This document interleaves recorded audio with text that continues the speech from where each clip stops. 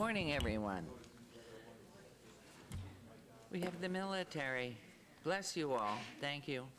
Thank you for being here. We're going to find out why in a moment.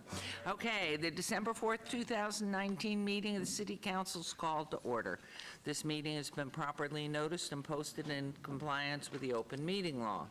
These proceedings are being video recorded as well as presented live on CLV Cable Channel 2, or closed caption for hearing impaired viewers. Please note, customers of CenturyLink and Cox Communication may view this program in high definition on Channel 1002 and standard definition on Channel 2. You may also watch this meeting live on Apple TV, Roku, Amazon Fire TV, and the Go Vegas app. The City Council meeting, as well as all other KCLV programming, may be viewed on the internet at www.kclv.tv/live. The proceedings will be rebroadcast on KCLV Channel 2, the web, the Wednesday of the meeting at 8 p.m., Friday 4 a.m., Saturday 7 p.m., Sunday 7 a.m., and the following Monday at 5 p.m. This building is protected by state-of-the-art fire detection and suppression sprinkler systems. If the alarm should activate during today's meeting, please evacuate using the exits at the back of the chambers, go out to the mezzanine, proceed out the double doors to the terrace, and go down the back staircase. For anyone who has difficulty with stairs, please check with a marshal or a fire official for assistance. Once outside, please assemble on the northeast corner across the street from City Hall at Lewis and First Street. Employees wearing safety vests or our city marshals will inform you when it's safe to re-enter the building. For public comment related to items on the agenda, citizen participation, and public hearing items, we have available a speaker card which you may complete and submit to the city clerk up front. Cards are available in the clerk's office or in the rear of these chambers. If you do not submit a card, it does not prevent you from speaking under public comment, citizen participation, or specified public hearing items. If anyone's present today who has need for hearing impaired equipment, please come forward and ask the city clerk for help. Please note, too, if you parked in the parking garage across the street, a self-validation machine is located in the foyer between the council chambers and the security desk you walk through to enter the chambers. You must have your ticket with you to use the machine, and if you don't have your ticket, see security personnel who will help you for a validation coupon. Before we proceed with the agenda, would everyone please rise for the invocation given this morning by Pastor Khosrow Ali-Chi. Is that correct, Pastor? Where are you, Pastor? Or am I close? Say it properly for me so I learn, please. Khosrow Ali-Chi. I was right. Yes. Good. Persian Church of Las Vegas, we welcome you. Thank you for participating this morning. You're welcome. And please remain standing for our pledge. Well, good morning, Mayor. Good morning, City Council members. On behalf of Persian Church of Las Vegas, we wish you a happy holiday.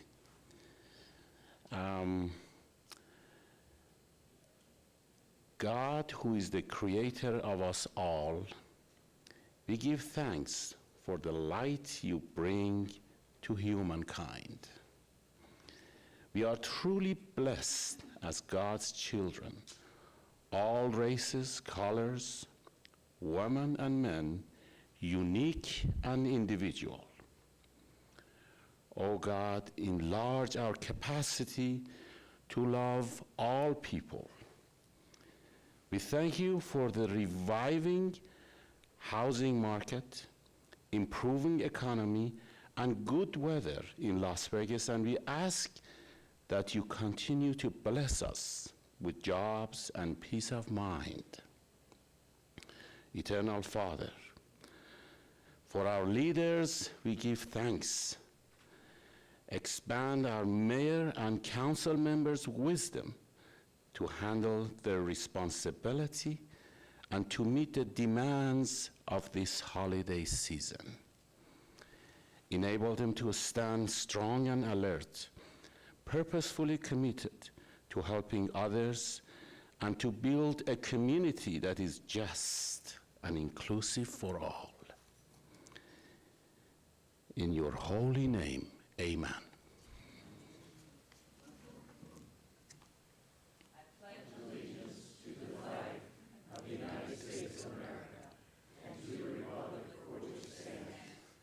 Nation, under God, indivisible, with liberty and justice for all.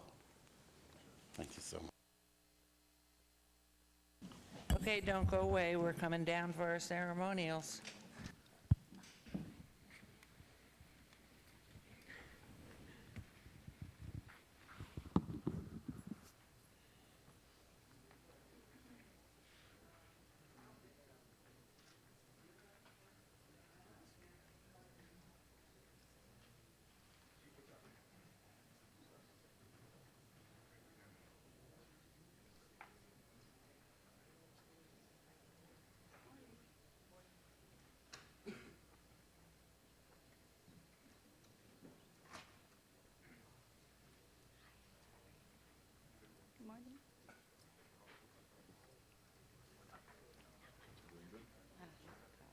Don't you wish you were in War II right now?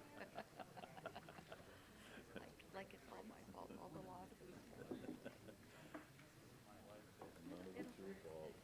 No. I chose this.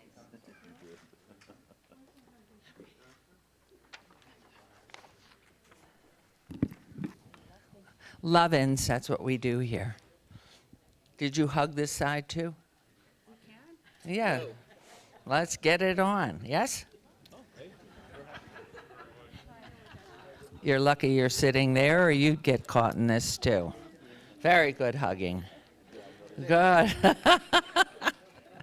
That's only in Las Vegas, and it's city council. We do it all the time. Okay, what happened to Councilman Greer? Well, how'd you escape the hugging? Oh, okay. You missed all the hugging and everything else. Put you through it. We did it one at a time. Give everybody a hug. Otherwise, you're left out. You can't. Every single, yes. Right on through.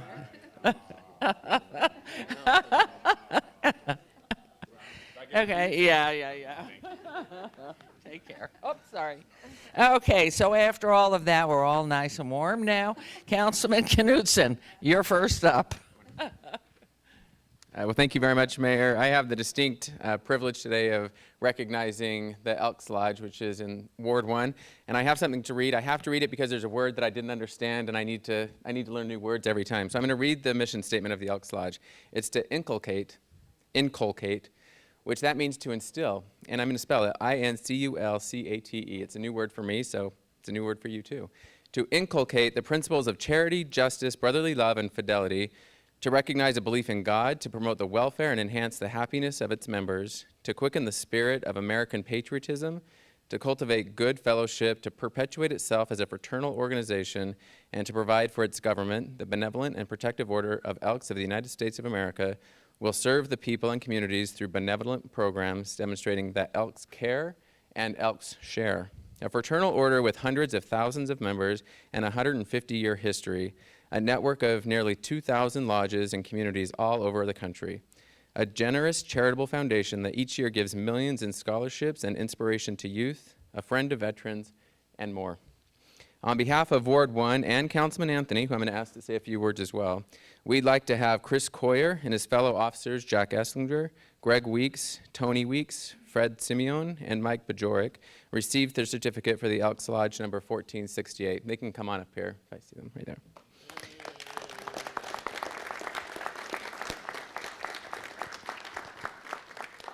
And the Elks Lodge 1468 is located in the heart of Ward 1. It makes me and us very proud to have such a generous organization in our community who has helped many of our Valley's organizations, such as the Muscular Dystrophy Association, Veterans Affairs, Annual First Responders Recognition, 3 Square Food Bank, and many more. And Councilman Anthony, while you're busy shaking hands and hugging, I'd like you to come on up here and say a few words, and then we'll let the Elks Lodge speak. Thanks, Councilman. I just wanted to recognize and thank the Elks Lodge for an event they had October 26th over at their lodge. It was a salute to our first responders. And it was quite a day.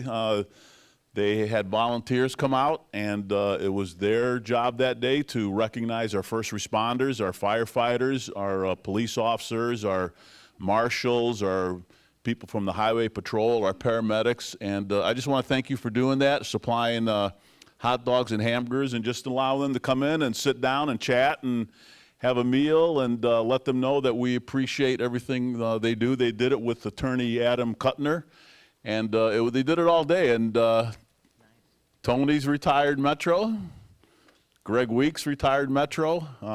All you cops out there, retirement comes soon, and it's good. Retirement is a great thing because you get to do whatever the heck you want when you retire. So I just wanted to thank you for doing that and recognizing our first responders. So give them a nice round of applause for doing that for us. Thank you, Madam Mayor, Councilman, Councilwoman. It's quite an honor to be here today. And on behalf of the Las Vegas Elks, number 1468, we're so humbled and proud to be here. And not only just proud, but the fact that we are here working not only with first responders, muscular dystrophy, the food banks of 3 Square, toe tag monologues, which was a fellow officer that started that. We're just so proud of the community involvement that we certainly have been involved with, and we have a long history, as you know, Madam Mayor, with the city.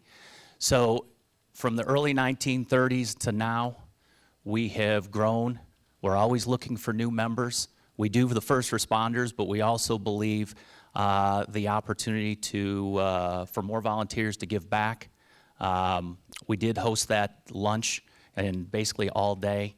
It was an exciting and a long day, but we can only do it with our volunteers, and I can only thank the fact that we have so many volunteers and ELK members who have helped us over the years, and not only just this year that I have been exalted ruler. So our team of officers have helped volunteer. We do all these wonderful community involvements. I ask all of you, if you are interested, please come down and at least ask us what we do. We'd love to explain it to you. And on behalf of the Las Vegas Elks, number 1468, I want to thank you all and say happy holidays to everyone. Thank you so much.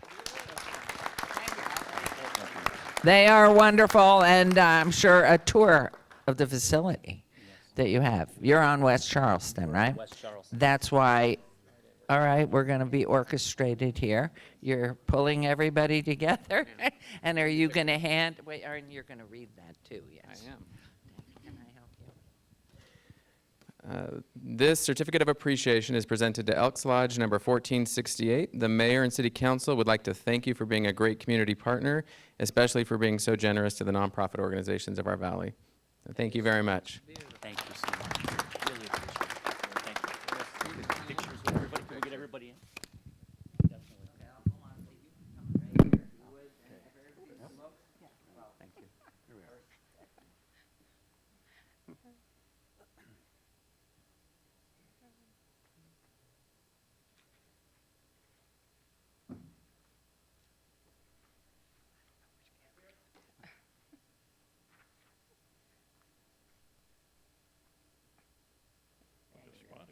Thank you. Like, Thank you very much. Thank you so much. thank you. Thank you. Happy holidays. There we go. There you go. I'll be the bird. Okay. Wonderful. See you again soon. Bye, honey.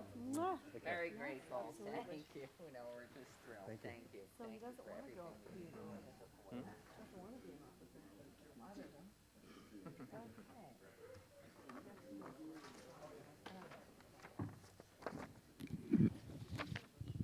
That was fun. Yeah. They do throw a good party, too. Been there, been there. Oh, you're next up, Councilman Anthony. Thank you, Mayor. Good morning, everyone. Today it is my honor and privilege to recognize the smoke alarm replacement program started by our own Las Vegas Fire and Rescue. And at this point, I'd like to have Rick Rozier come down here, Deputy Fire Marshal. Give him a nice round of applause. He's the one who started this whole thing.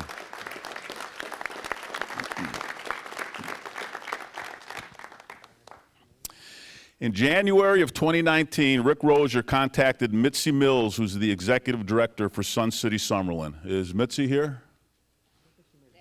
Not yet? Okay. All right. She's the executive director for Sun City Summerlin about launching a smoke detector replacement project in Sun City. After noticing an uptick in 911 fire calls in Sun City Summerlin for smoke alarms going off without a cause, Las Vegas Fire and Rescue determined that smoke alarms had passed their shelf life and needed to be replaced. With Sun City celebrating their 30th anniversary, they realized that many homes still had the original smoke alarms that were installed when the houses were built. 10 years is a projected functioning life of smoke alarms. So remember that. 10 years, I didn't know that until they started this program. 10 years, you need to change out your smoke alarms. So they need to put into action education and getting something done.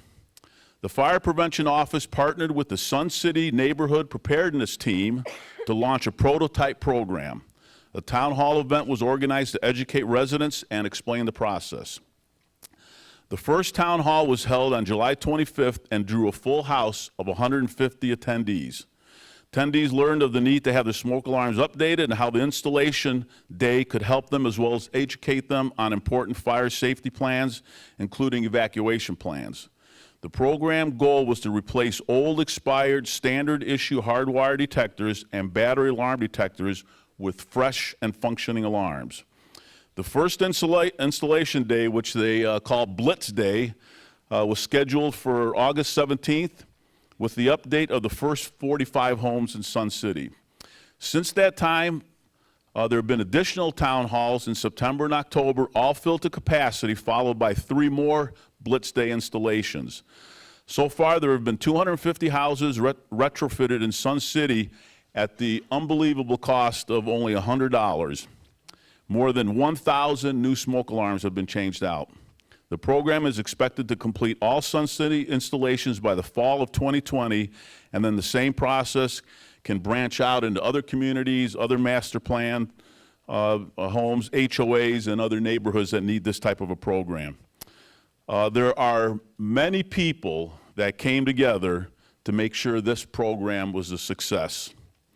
And right now, I'd like to recognize all of those folks, and then I'm going to let Rick say a couple of words.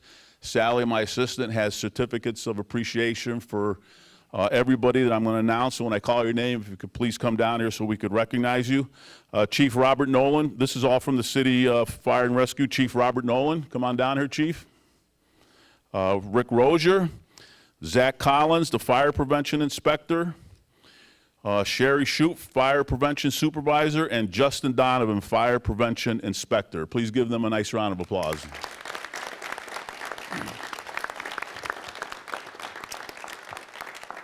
Their partner in this was Sun City Summerlin, and Mitzi Mills, who I've already mentioned, is Executive Director. The folks that were integrally involved in this were from the Neighborhood Preparedness Team that work in Sun City Summerlin. And the 3 folks I have here mentioned are Barbara Holden. Barbara, come on up here. Michael Pennick. Michael, is Michael here? Come on up, Michael. And Ellen Greenspan. Is Ellen here? She's not here. Okay, so you are the Neighborhood Preparedness Team. Awesome. All right, and we had a lot of volunteers that came out to install these smoke detectors. First, I'd like to recognize the president of the IBEW Local International Brotherhood of Electrical Workers, Jim Halsey. Come on down here, Jim.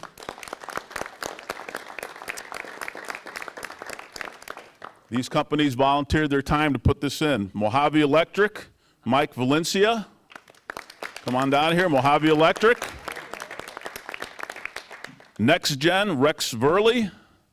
Come on down here, Next Gen, Rex Verley. And Certified Fire Protection, Doug Sarton. Is Doug here? Come on down, Doug. And a special shout out to Lowe's and Brian Jackson for supplying the equipment. Is Brian here? Okay. We have one more supplier. Why don't you It was Ed Rogest from EDS Electronics.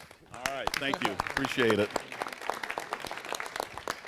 So I think we have, this is the team that showed up to make sure these smoke alarms are working correctly. So I'm going to ask you to say a couple words, and then Barbara, I want you to say a couple words on behalf of Sun City. All right? Thank you, sir. All right. First of all, I'd like to thank the mayor and city council for having us here today and recognizing this great program, especially Councilman Anthony. I would like to thank our chief, William McDonald, and Robert Nolan for supporting this crazy idea, which ended up being a pretty cool program to support our community. I don't want to say too much. This is actually Zach's program. He's been the straw that stirs the drink with this whole thing. Without him and without all of our volunteers, this doesn't happen. So I'd like to have Zach get the recognition up here.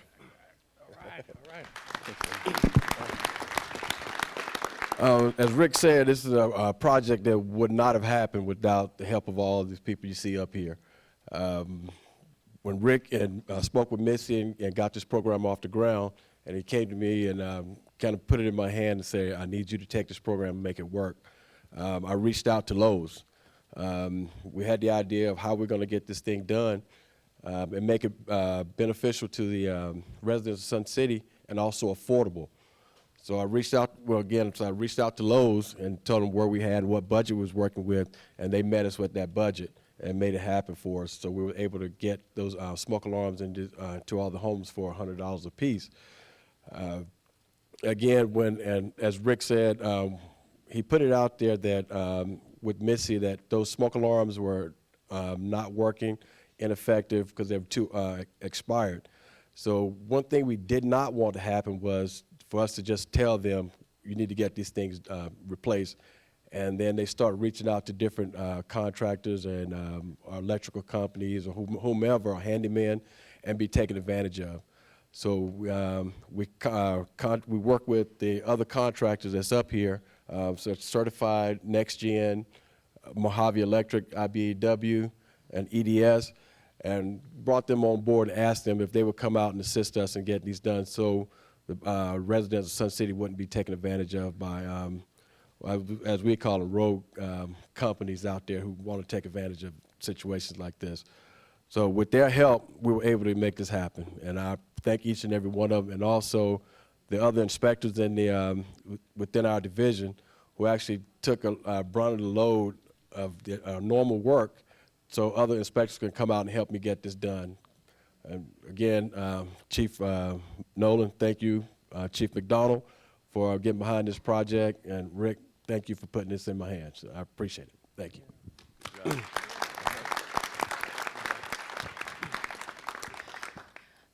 On behalf of Sun City Summerlin, I want to thank you for the opportunity to have partnered with Las Vegas Fire and Rescue. It's been an honor and a privilege to prototype this program, which will roll out across the valley, I'm certain, very successfully.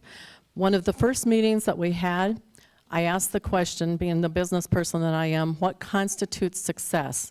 And Justin Donovan, one of our fire inspectors, said, saving one life. And we've used that over and over again, and we have saved many lives and will save many more.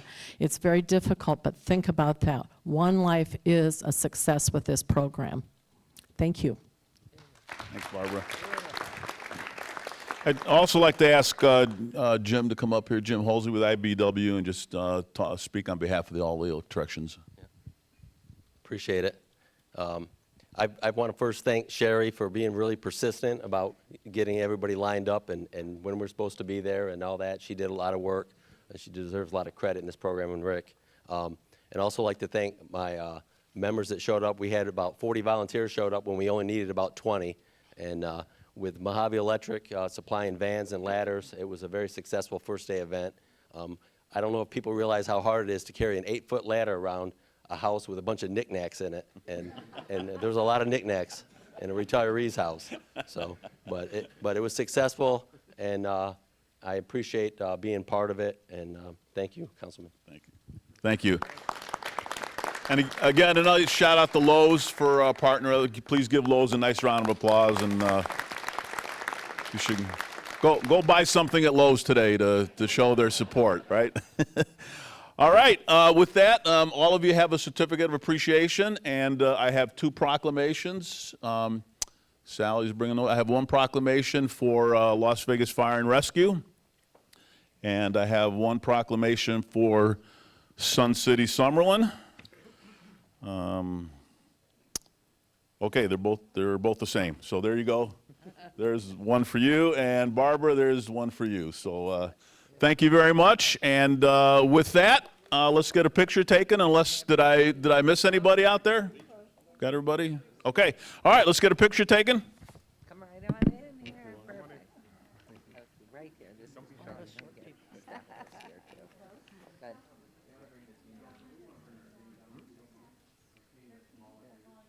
Yeah, anybody who's come on down. If you volunteered that day, come on down. Everybody who was involved in this program, come on down and let's get a picture taken. Absolutely. Just crowd in. Wow, what a group. Wonderful. Yeah, everybody squish in.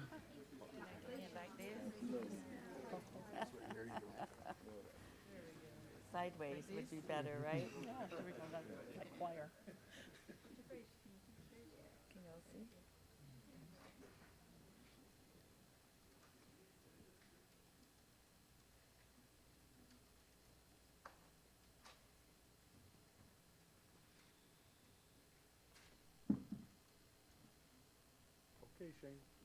All right. Whoa.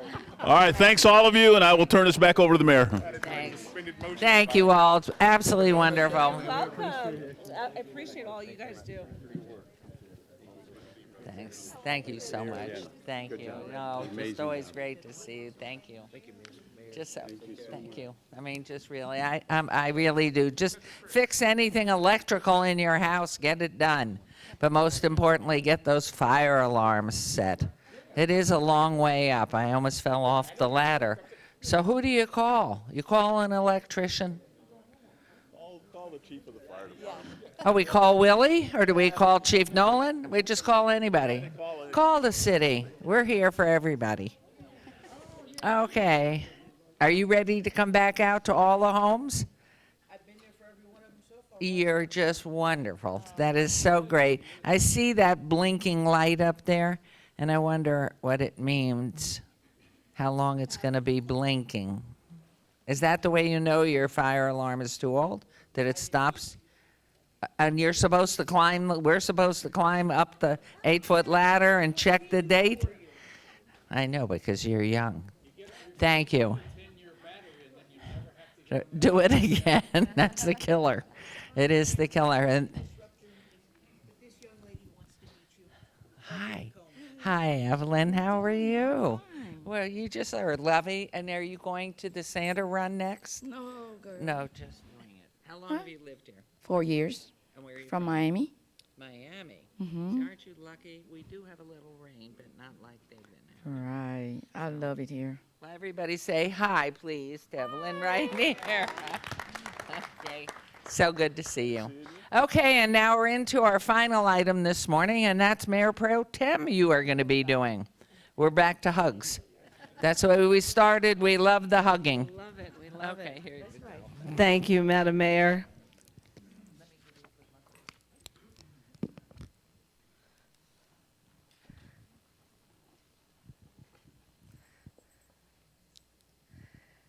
So I am so honored to be recognizing this amazing group of individuals today.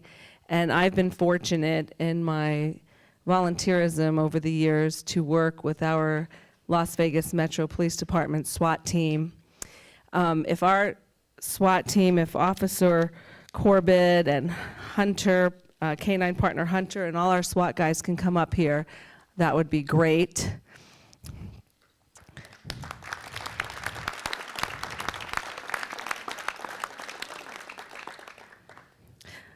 There's Hunter. Oh my goodness. Look at this beautiful guy. Hi, Hunter. Yes, and so I have to just tell you, so my background with SWAT is I used to volunteer and help them find buildings to blow up and call all of my friends to act as hostages for them so they can practice. So here's how the phone calls would go. I would say, hey, Luann, could you do me a favor? Can I just have you for a couple of hours so I can have, a bunch of SWAT guys kind of choke you and squeeze you, and we've just got to practice some live drills. And we got to blow a lot of things up and breach doors and use water bombs and breach roofs, and it was really, I have to tell you, amazing what you guys do. So today, there's Hunter. So today, I have to tell you, in the early morning of October 26, 2019, our Las Vegas Metro Police Department SWAT team responded to a local convenience store. A man armed with a knife was on the roof of the store and had refused to come down for patrol. The officers involved in this altercation included Officer Jacob Warner, Officer Levi Hancock, Officer James Bertuccini, SWAT Technical Medic Dr. Mark O'Graffa, Officer Alan Goodrich, Officer Hamrick Singh, Sergeant Garth Finley, Officer David Tilley, Search and Rescue Officer Sean Bunting, and Officer Jeff Corbett and his canine partner Hunter right there. As a part of the tactical team attempting to take the man into custody, Canine Officer Corbett and his canine partner Hunter waited behind the safety of SWAT's armored vehicle. Crisis negotiators and SWAT officers were successful in getting the man to climb down the ladder, but he refused to surrender. The man stepped off the ladder and faced SWAT officers with the knife still in hand. SWAT deployed a combination of less than lethal force options, including firing rubber bullet and sending K9 Hunter to apprehend the man. All these measures were taken to safely de-escalate the situation without the need for lethal force. K9 Hunter bit the man on his left arm. However, the man was able to retain the knife and he began stabbing K9 Hunter multiple times. Officer Corbett and SWAT team members then began to close the distance to rescue Hunter. The knife eventually broke during the violent attack, and Hunter took the suspect down to the ground where officers were able to handcuff him. Officer Corbett immediately removed Hunter from the area, and SWAT tactical medic Dr. Mark O'Graffa and search and rescue officer Sean Bunting began treating Hunter's wounds. Hunter was soon taken to the emergency veterinarian, where excellent doctors worked for hours to mend the wounds and monitor Hunter's recovery. These doctors and medical personnel include Dr. Giovanna Conti, technician Annie Conhi, and technician Becky DePaulrata. If you guys are here too, please come up. And thanks to the quick action and medical expertise of these individuals, less than a month later, Hunter is back on the streets finding bad guys.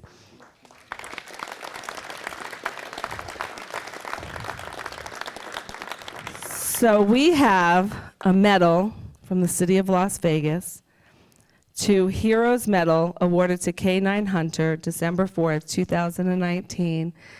And Officer Corbett.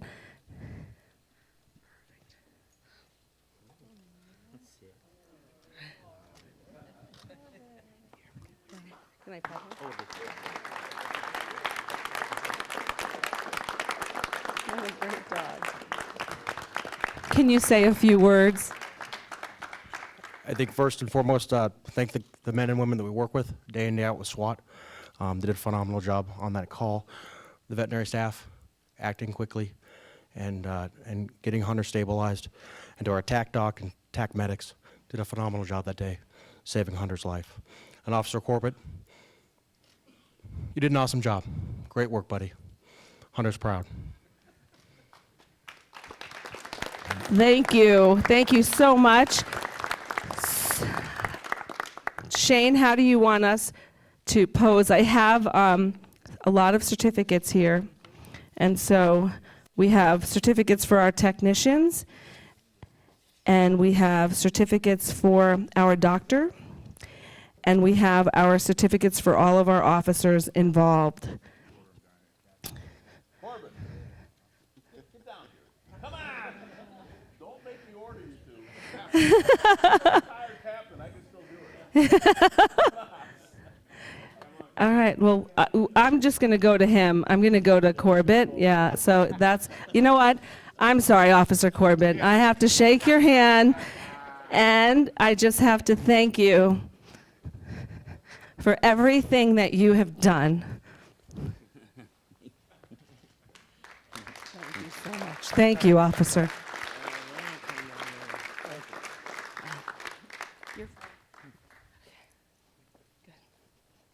See what a hug will do?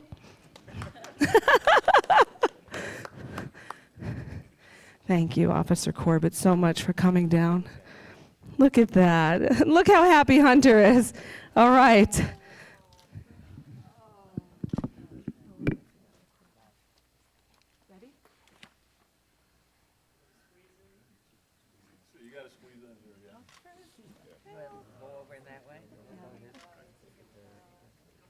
Do you want to have him like come in the? Yeah, if you guys can take a knee in the front, is that okay? For 2 years.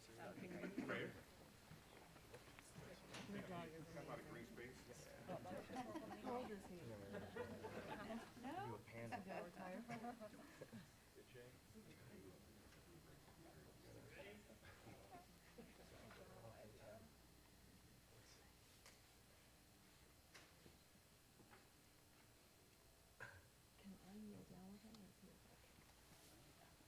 Great, yep. Okay, well done. Okay, anybody who wants to come up and get a closer picture, as long as our officer says it's okay. What a picture. So sweet, and that is what love is. Beautiful. Okay, thank you. And so what we will do, yes, take your pictures, come on up if you like. Beautiful, and that is concludes beautifully our ceremonials. So thank you, don't forget your coffee. But all of our certificates, beautiful.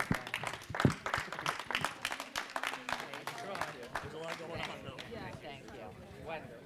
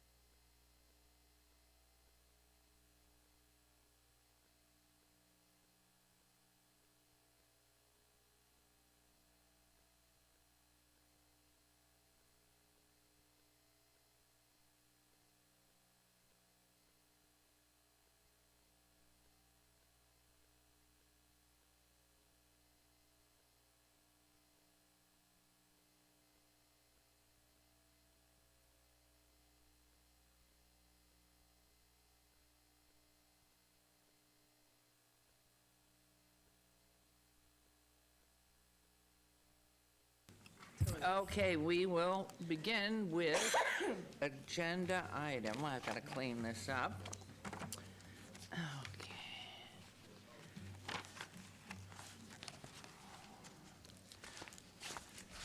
Okay, agenda item 8. Public comment during this portion of the agenda must be limited to matters on the agenda for action. The amount of time any single speaker is allowed may be limited. All comments made will be cross-referenced to those specific items. If anyone submitted a speaker card or who wishes to speak under this portion of the agenda, please come to the podium and state your name for the record. This is your opportunity to address the council, but council is not able to respond or engage in any dialogue. We will set the time at 1 minute. And I do have a card from Michael Clement Clement. Elsner. I'm Pardon? sorry, my handwriting. Michael Clement Elsner. Beautiful, I like the Clement. Oh. Thank you. Please, and the clock is set, thank you. Yes, I was born in Vegas. I've been here most of my life. And I am a Hindu monk, if you will. And my guru in India, His Divine Holiness Nityananda Paramashivam. We have 6,500 homeless people in Las Vegas. About 10 days ago, I heard of a 12-year-old girl who prostitutes her body because of her heroin and methamphetamine addiction. Mayor Goodman, I am going to be sending by 5 p.m. Friday, you all receive an email from me, very lengthy, very detailed, of how moments ago you said, I like get things done, I like fix it, I like to do it. 80%, the 6,500 homeless people in the city within 12 to 18 months at the most, 80% of them will, the process of their physiological, spiritual, intellectual, emotional healing, using modalities from Ayurveda. I don't know my time, and I don't want to go over the time, so forgive me. All of these in details. Also, I'm going to be initiating contact with Tony Shea and the CEO of Dr. Brenner's Toothpaste Company in California. An honor to speak to you, Thank and you you'll very get the much, and emails thank by you for Friday. God bless you all. caring, I and love you all. Keep working on it, because that's I will what be matters. hearing from Thank you. Friday. Anyone else wishing to be heard, please come forward. Okay, we will close public hearing, and we'll move on to agenda item number 9. Possible action, any items from the 9 a.m. session that the council, staff, and/or applicant wish to be stricken, table, withdrawn, or held in abeyance to a future meeting may be brought forward and acted upon at this time. Mayor Pro Tem? Mayor, with your permission, I'd like to ask to strike item number 41.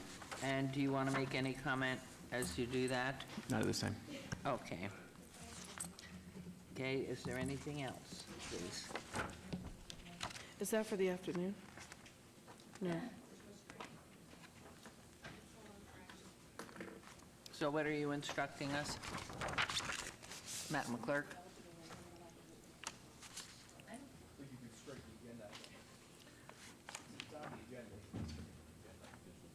I don't see any timeline on this that says that we start with number 44, cannot be heard before 10 a.m. Everything else is in order. So that was a request for striking agenda item 41. And anything else, Yes. Mayor Pro Tem, you have, please? Yes, Madam Mayor, we're looking at item number 16, approval of mutual use contract 190344RH, award recommended to Facilitech, Inc. We are going to strike that, requested by staff. And then, of course, for the record, we'll be striking item number 41, requested by Councilman Knutson, which is bill number 2019-47. And Madam Mayor, that will be my motion. Thank you very much, Mayor Pro Tem. There's a motion, please, 16 and 41 that are stricken, and please vote, and please post.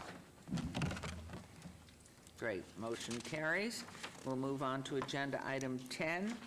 Items number 10 through 32, with the exception of 16 and 41, on the consent agenda considered to be routine, recommended for approval by their departments, may be enacted in one motion. Councilwoman Seaman, I understand you wish to make a comment regarding item 10 before we proceed, please? Yes, thank you, Madam Mayor. while I don't like having to end the year with a request for yet another $100,000 in taxpayer money for Badlands litigation defense, I understand that until there is a resolution of this issue, I must also do what is best to defend the citizens of Las Vegas and the actions taken by the City Council and city staff. Therefore, I will support this additional funding request for outside legal counsel. I do this knowing that I will work as hard as I can to see this issue come to a resolution in this coming year. Thank you very much. Also note, please, the record should reflect my abstention items 23 through 25 because they relate to medical marijuana related businesses. One of my sons is involved in that industry. I'll be voting on all other items. Are there any other items council wish to be stricken or tabled? Yes, Mr. Thank you, Mayor. Jeff Dorkek, Deputy City Attorney. The City Attorney's Office just wants to make a note on item 31 in the consent agenda for the record, for the public's sake, to make the item clearer and more complete. This is the withdrawal of a portion of a condemnation action at 1925 and 2021 West Charleston Boulevard. That portion that is being withdrawn is the DeBella Living Trust, which is a flower shop. We just wanted to make that known to the public. Okay, thank you very much. And Mayor Pro Tem? Madam Mayor, I move to approve consent items 10 through 32 with the exception of items 16 and 41, and that will be my motion. Thank you very much. Please vote and please post. Great, thank you very much. Motion carries. And so we will move on to agenda item. Hold on. 33 is next, and discussion for possible action regarding a complaint and to set a hearing date for disciplinary action against RTB Inc., DBA 512, Rodney Perdue, Bruce Perdue, and Trace Farley, whose place of business located 512 Fremont Street, Las Vegas, Clark County, Nevada, 89101, as holders of Tavern Limited License Number L650001/P64-00191, Nightclub License G6405236 for violations of the city's municipal code. This is from Ward 3, Councilwoman Diaz. Good morning, Mayor and City Council members. I'm Mary McElhone, Deputy Planning Director, and with me also is John Curtis, Deputy City Attorney for the City of Las Vegas. So 512 received its initial Tavern Limited and nightclub licenses on August 25th, 2016. It originally operated under the name Red and had a name change recently to 512 on June 3rd, 2019. During the course of the last 3 years, there have been a pattern of violent acts and noncompliance issues at this location. The disciplinary complaint, which is provided in the backup to this item, is a detailed report describing many of the issues. But to highlight a few, the Las Vegas Metropolitan Police Department reported several violent incidences involving security and the operations of 512. There's 3 incidences that I would like to point out to you where patrons of the club actually went down to the Metropolitan Police stations and filed police reports stating that they were assaulted and battered by Red security. On July 8th, 2017, July 19th, 2018, and August 23rd, 2018. Those are the 3 dates.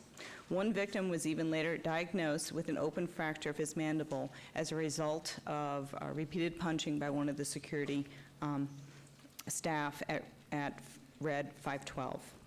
In the last 18 months, there have been 2 occasions where Metro executed emergency orders to close the club. The first incident happened on May 5th, 2018 at 3:30 a.m. in the morning. The Las Vegas Metropolitan Police Department conducted an emergency closure of Red for public safety after a large fight broke out where Red failed to control its access line into the club due to public safety concerns. Red had received at least 9 warnings and several violations about controlling the line over the last year, and earlier that evening, Metro had 6 officers close off the line due to public safety concerns where patrons had to step off the sidewalk and into traffic to get around the entrance. This incident could have been avoided had Red had proper security and procedures to control the line as required by our Las Vegas Municipal City Code. The second emergency closure took place earlier this year in May as a result of two incidences that occurred just 5 days apart. On May 12, 2019, the Las Vegas Metropolitan Police Department's Fusion Watch cameras identified a black male that was lying on the ground in front of the 512 nightclub. A later review of surveillance footage disclosed that the male was assaulted and punched and knocked unconscious by a security staff member of Red. No aid was rendered, nor was 911 called by the staff. The man remained unconscious for a full 13 minutes while on the ground. Additionally, staff members of 512 were uncooperative when questioned, and one employee denied witnessing the battery, even when it was clear later on in the surveillance tape that he did witness it. On May 17, 2019, just 5 days later, a neighboring business called the Las Vegas Metropolitan Police Department reporting a fight which was later confirmed to be between 512 security officers and patrons. 3 patrons were being ejected from the club due to them wearing hats, despite them being let in with the hats on. Individual fights then broke out with the security in front of 512. The 3 patrons regrouped. However, one patron walks back in for an unknown reason with his hands up in a passive fashion, and one of the security guards officers sucker punches him and knocks him out. Las Vegas Metropolitan Police Department's Special Investigative Services performed an emergency closure since this was the second incident where security used excessive force in less than 1 week. Multiple high-level meetings have occurred with Rodney and Bruce Perdue, who are the owners of the club. Some of the dates are January 18, 2018, May 8, 2018, April 4, 2019, May 22, 2019. And in these meetings, we've been discussing the concerns over the security and safety of the club. These discussions included concerns about hiring security personnel with gang affiliations from the outlaw motorcycle gang, The Chosen Few. Undercover detectives earlier this year were also able to get concealed weapons into the nightclub on 2 separate occasions. And while there have been no incidents of violence over the last few months, and as of yesterday, 512 has been approved to operate under a new security plan that does include state licensed security, there are still compliance concerns. More recently, there have been some disagreements over whether state licensed security is necessary, as well as violations involving not operating in compliance with an approved security plan, employee lists not being up to date, and missing alcohol awareness cards on part of the staff. I'm now going to turn this over to our Deputy City Attorney, John Curtis. Thank you, Ms. McElwain. I'll be brief, Your Honor. The city seek, as Ms. McElwain said, this complaint seeking disciplinary action due to ongoing patterns of violence, security issues, and endangerment of the public. Just because there hasn't been a shooting or anyone's been beaten up recently doesn't mean that this isn't a situation that needs to be diffused, and I think bringing the business before City Council on disciplinary complaint is the only way to do it. We also think it's pretty much the wrong business in the wrong place at the wrong time. And, hiring motorcycle gangs to do your security hasn't worked since 1969 when the Rolling Stones tried it. Okay, so they have, so put all together, we have a bar that just is endangering the public and the good citizens and other businesses on Fremont Street. And we think the only way to bring it to task here is to bring this complaint for disciplinary action. We ask the council to approve the complaint. Thank you. So what you're asking us to do is to approve that we are asking you to go ahead and set a hearing date? That is our role today? Yes, that is our only role today? Only role today is to approve the complaint and set a date certain. It has to be between 30 and 60 days. So we're going to ask for January 18th, is that correct? Or the 15th? 15th, excuse me, sorry. Okay.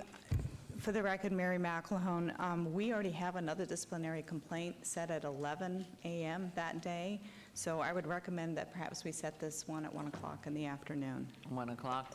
That's not ours to decide. We just approve whether we want to go ahead and ask you to set the hearing date. Yeah, I believe Mr. DeWitt is here on behalf of the licensee. He may want some, he may want to speak Well, to the I actual. don't think it's appropriate at this time, as much as we would like to hear from you in any commentary. We're not lawyers and we're not judges, and we're just approving a date that we're instructing you to move forward, and it's not a public hearing, so to me, rather than have you do this, I'd just like to go No, ahead. I was just saying as per the date, No, we just to welcome make you sure the date anyway, works for and him. Thank you for coming.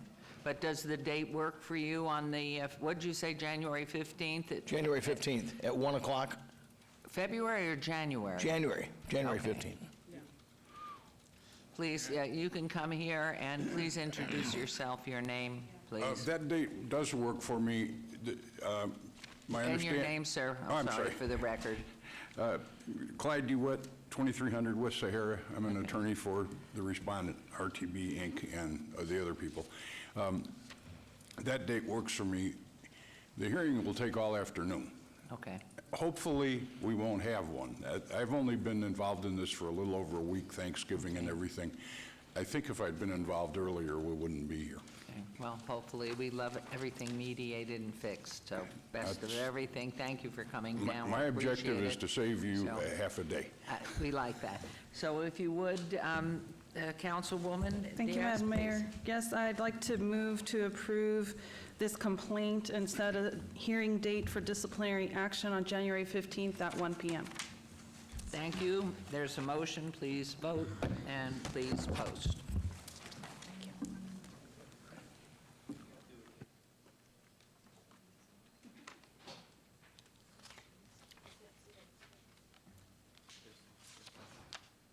It says waiting. Councilman? Do you want to do an oral vote, Councilman? You can just say orally. You Are vote in in- favor of the Okay. motion. And please post, he gave you an oral approval. Thank you, the motion carries. Thank you very much. And again, thank you for coming down. Move on to agenda item 34.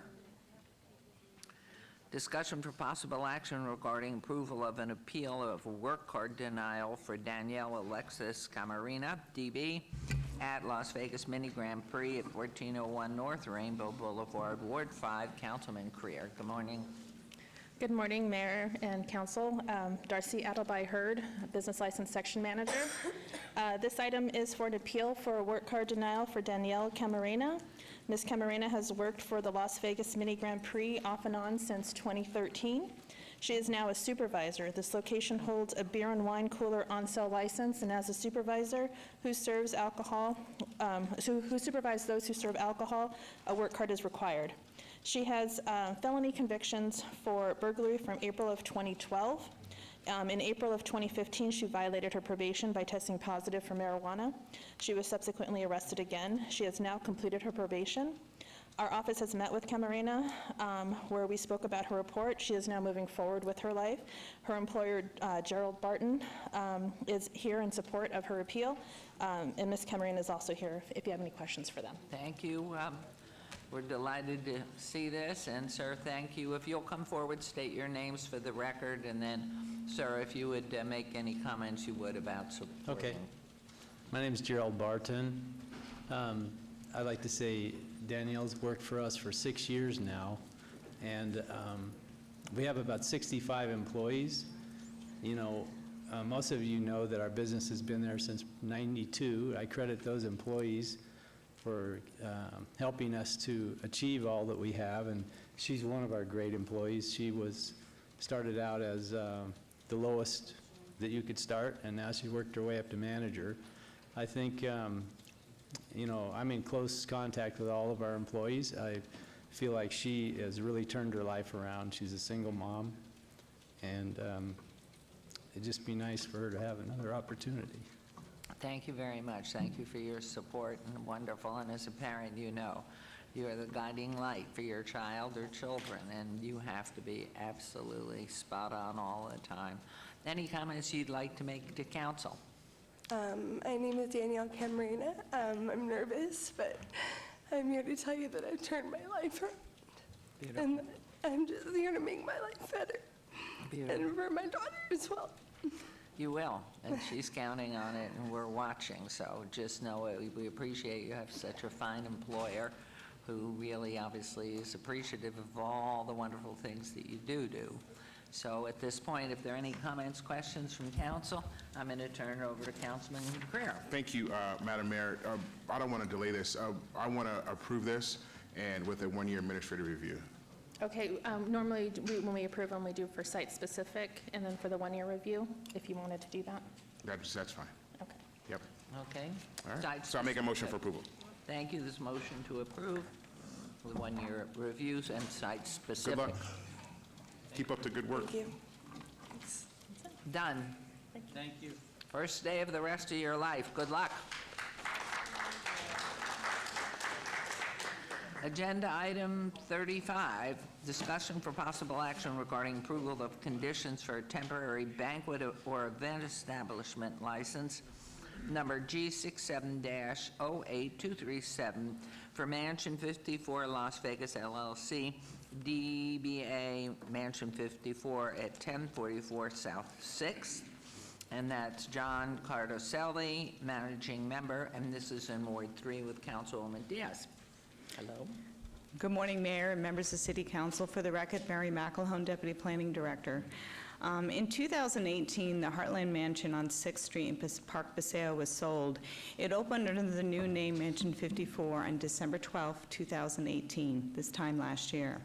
And on November 14, 2019, just a few weeks ago, the new owners surrendered all of their business licenses.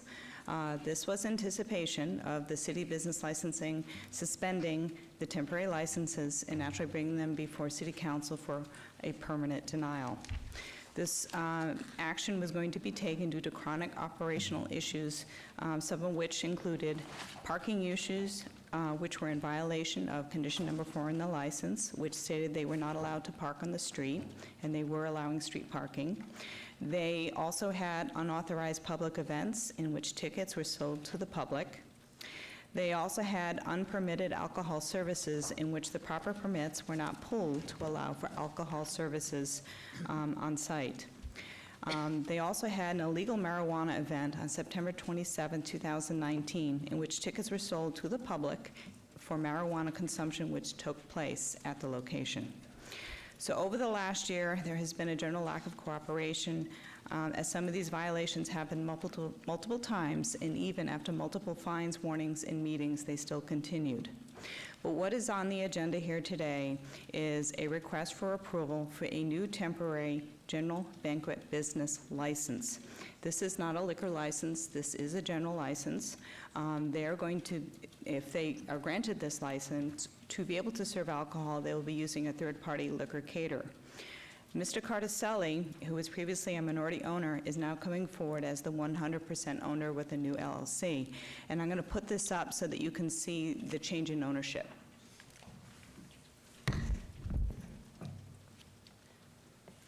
So as you can see, under the old ownership, Mr. Cardoselli, under Corinthian Events Center, had 9.95%, which was 80% of the ownership. So it's roughly about 8%. He's now coming forward as 100% owner.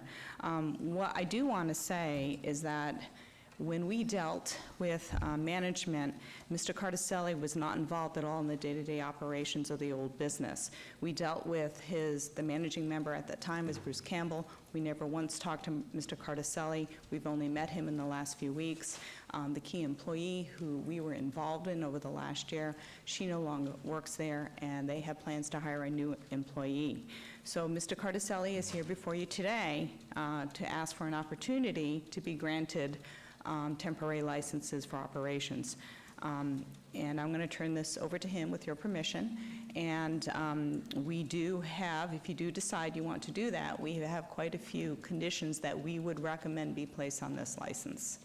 Thank you. If I could ask before we turn it over, Ms. McElhone, are all papers in order? Have you reviewed all staff that he's hiring? Is everything, all background checks been done, everything? All the background checks are not completed, so these would be temporary licenses. Mr. Cardoselli, because he was not originally involved in the day-to-day operations, originally, he was waived. He is now coming forward, so he must go through suitability, and he has applied, And preliminarily, he has checked out, but Metro is going to need several months to complete that background check. The individual that he's hired as a key employee, her first name is Hope, and her last name, I don't remember, it's Bellevue, I believe. She is also going to have to go through that background check as well. So how can this be issued even temporarily if they haven't gone through the whole process? To me, it should wait until you've cleared everybody. Well, at this point in time, this is a general license that they're asking for. They're doing the general license first, which doesn't require full suitability. When they move forward to actually ask for the liquor caterer permit license, the alcohol beverage caterer license, they will have to go through suitability. But they have started part of that process. Okay, but you're not asking them to, they're not being permitted to operate until those pieces are in compliance. That is correct. This is just a general license. We don't normally bring general licenses before you, but because we have such a history and such a problem at this location, we felt it was the right thing to do. Additionally, these conditions, which we feel need to be placed on this license, should be placed by City Council. The only way they can be removed is by City Council. Okay, and therefore their suitability of all the employees also is part of the entire... Right, so they have not passed suitability, but I'll let Mr. Carticelli speak. It's our understanding that eventually they do want to move forward with liquor licenses in the future. Right now, for today, this is just a general license. But over the holidays, and Mayor Pro Tem wanted to make some comments, but over the holidays, they are closed down at this point and will remain so over the coming holiday season? Right now, they have surrendered those licenses. Because we didn't want to ruin someone's wedding, we did give them permission through a special event permit to hold 3 special events. And I believe tonight is that last special event. And so after today, there's no more special event permits that they've been approved And you will be permitted, but I the think other there's one more. piece was- He's saying there were 3. One is next week. But all the issues we have gone That's correct. through in the past years about examining the parking and all of that, that all remains intact without the additional ones that you are... Correct. They're going to have the same conditions. Of what we had a couple of years ago. Right, Okay. right. All right, Mayor Pro Tem, and then we'd be happy to hear from you. Thank you. Thank you, Madam Mayor. Mrs. McLahone, correct me if I'm wrong, but on this particular application, isn't this gentleman part of the original owners, the original problems? He had ownership in it, and now you're switching licensing over to give him more ownership in it? I mean, I personally I don't like the whole shell game, and I'm just seeing this as a shell game. Yeah. Mayor Pro Tem, yes, you are correct, which is why I put the old ownership versus new ownership up on the overhead so that you can clearly see that he was part of that old ownership and he's now coming forward. So again, he has the right to ask you for this license, and that's your decision to decide whether you would like to grant it for him or not. And these would be temporary licenses. The old temporary licenses, they surrendered the license, but those were going to expire, and so we had to take action on them. Okay, thank you. Any other questions, comments? Okay, please go ahead, and thank you for being so patient, Mr. Carticelli. Good morning. Hi. My name is John Carticelli with Mansion 54. Thank you for your time today, City Council. I've met with Councilwoman Diaz. I'd also like to thank Deputy Planning Director Mary McAlone. We've been meeting, how time flies, since October. So I think it'll be 2 months next week that we had our first meeting. We've had 3 meetings. Just to clear up the context, 12 years ago I invested in a health club in San Jose, California. And that was my investment with the previous owner. That health club bought the event center above it, the Corinthian Event Center, because I was one of the original investors in the health club, San Jose Athletic Club. I retained ownership up into the Corinthian Event Center, which is an event center in San Jose. I've never had any management capabilities of that whatsoever. I'm issued a K-1 every year for a modest return on my initial investment in the health club. Corinthian Event Center was part of the guarantee for the loan and thus part 70% owner of Mansion 54.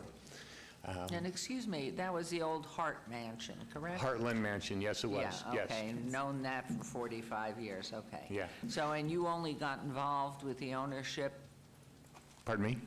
how long were you involved in that relationship in the ownership of the Corinthian? You said 12 years? Yeah, probably 12 years ago, I think, when the health club bought the event center located above it in the building. So again, never any management responsibilities or anything in that, and just received a K-1 every year. Was notified several months ago, back into July, by Mr. Campbell that they were having challenges with the city. And after reviewing what the challenges were, they're exactly what Mary has said. People weren't paying attention to the rules that were set by the city that are right on the back of the business license. They're reasonable rules. We'd like to go until 11 o'clock on a weekday, but the rules are 10 o'clock, so you just have to work with that when you sell an event. We've had 4 events since I've been working with Mary, and Mary's been working with, or Mary's department, specifically Minerva Gomez, the business license section manager, who has been fantastic to work with. We were doing events, we were getting inspections, we welcome them. And it's not a difficult thing. We keep the cars off of the street, so whenever anybody has an event, they're given a plan of, hey, here's where you park, you come into our property and you park. People show up late, it's our responsibility to catch the people showing up late, parking outside, to let them know that they just need to pull into our driveway, have our valet take care of them. And we've missed a few of those, and we just can't. So 2 security guards on the point of our property, just looking for everybody. We have to be cautious. We've stopped a few people that are parked on the street going to the haunted house, and we just have to let them know that they're probably not supposed to park there anyway, but we do it. We hired Metro Police to come to a couple of our events, the Shade Tree event, and advise us on how best to deal with people who we really don't have jurisdiction over. Any one of us could go park on the street today and go walk the Vegas Strip and it'd be completely okay. It's just when you're attending a function, you can't. As with the event venue business, you'll have people they'll hire event planners to do their event. And those event planners, it's our responsibility to hold them to the rules that we're held against. Mansion 54 has never sold tickets to anything. The people that promoting the events have done that. It's our responsibility to surf the internet to see where they're at, because in their contract they're told they can't do that, and we have to be that police. Prior management simply was not the police. Okay. Since we've been working with Mary's department, we've found 2 booked events that did that, and you have to be a cyber detective, and we've canceled the events. So we're serious about, complying to the rules. Again, Mary's office has been accessible to all the phone calls that we've had. Hope has worked with the city for years. That's why we hired her. She promoted the Shade Tree event. It was 480 people, went off great, and so we hired her. And she's our compliance officer, so she's on board. She was going to be here today. We've got one of the special events this evening. We've got 250 gamers coming onto our property to have a big gaming convention. And again, never involved in the Corinthian Event Center in San Jose. Being there now, it's a fun place to be when you see a wedding getting set up. They came and set up yesterday, and our whole hall looks like a holodeck on Star Wars. No surprise that the gamers are, a little techie, but it's fun stuff, and people come and have a good time, and that's what we want to do. As being a good neighbor to the neighborhood, I've gotten to know many of our neighbors, and per the request of one of our neighbors, if you've been in our neighborhood, and it's kind of customary to Vegas, there's not a lot of green grass around.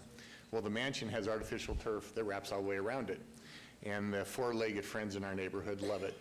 So last week, I went online and bought one of the little poles with the bag dispensers to pick up the potty stuff, and shared it with a couple of our neighbors. And I mean, you think it was an early Christmas, so that's going to be mounted, you know, on our fence, so people coming by, if the dog should happen to have the need, can pull off a little bag and clean it up. The neighbors like it because the dogs also do the same thing on the sidewalk. So we're hoping that it kind of has a little trend of having people just keep up the neighborhood. Even though we don't allow parking on the street, after every event, 2 of our staff goes around the neighborhood and picks up trash. It's not our trash, but we pick up the trash. It takes 2 people 20 minutes, and we're happy to do that. We clean the property up significantly. As I've learned the history of the mansion there, there's been multiple fires, and the secondary house, sure enough, had a fire in it. And so we're going to be removing that first quarter next year because it is a blight to the neighborhood. Right. And just so I'm clear through my conversations with Mary, the temporary business license that I've applied for, Mr. Campbell applied for it a year ago, and I don't believe in that time his background had been completed, had it? Actually, Mary Macklin, for the record, his background check did come back, it was completed, and it came back with an area of concern. An area of concern meaning it was a bad background check. Was that recently? That was recently. Yeah, so, and yeah, I had to get a letter from the police department in my city stating that I was a good citizen, so that was part of the package that I supplied. So with the temporary business license, they start the review. I think with Mr. Campbell, it probably then took 10 months before that was completed. We would ask permission to operate within all the guidelines, you know, until that time, and then we would be asking for our permanent license, you know, with all the background check done. So Hope has applied for, you know, the background check. I have done so all the same. That's called a key employee. So those are the people that need to go through the background checks. Altogether, we have 7 full-time employees, and then there's 14 other people that we bring into work events. So, you know, we're supplying jobs, and we enjoy working there. The staff that currently was deaf to the requirements of the city, they're gone.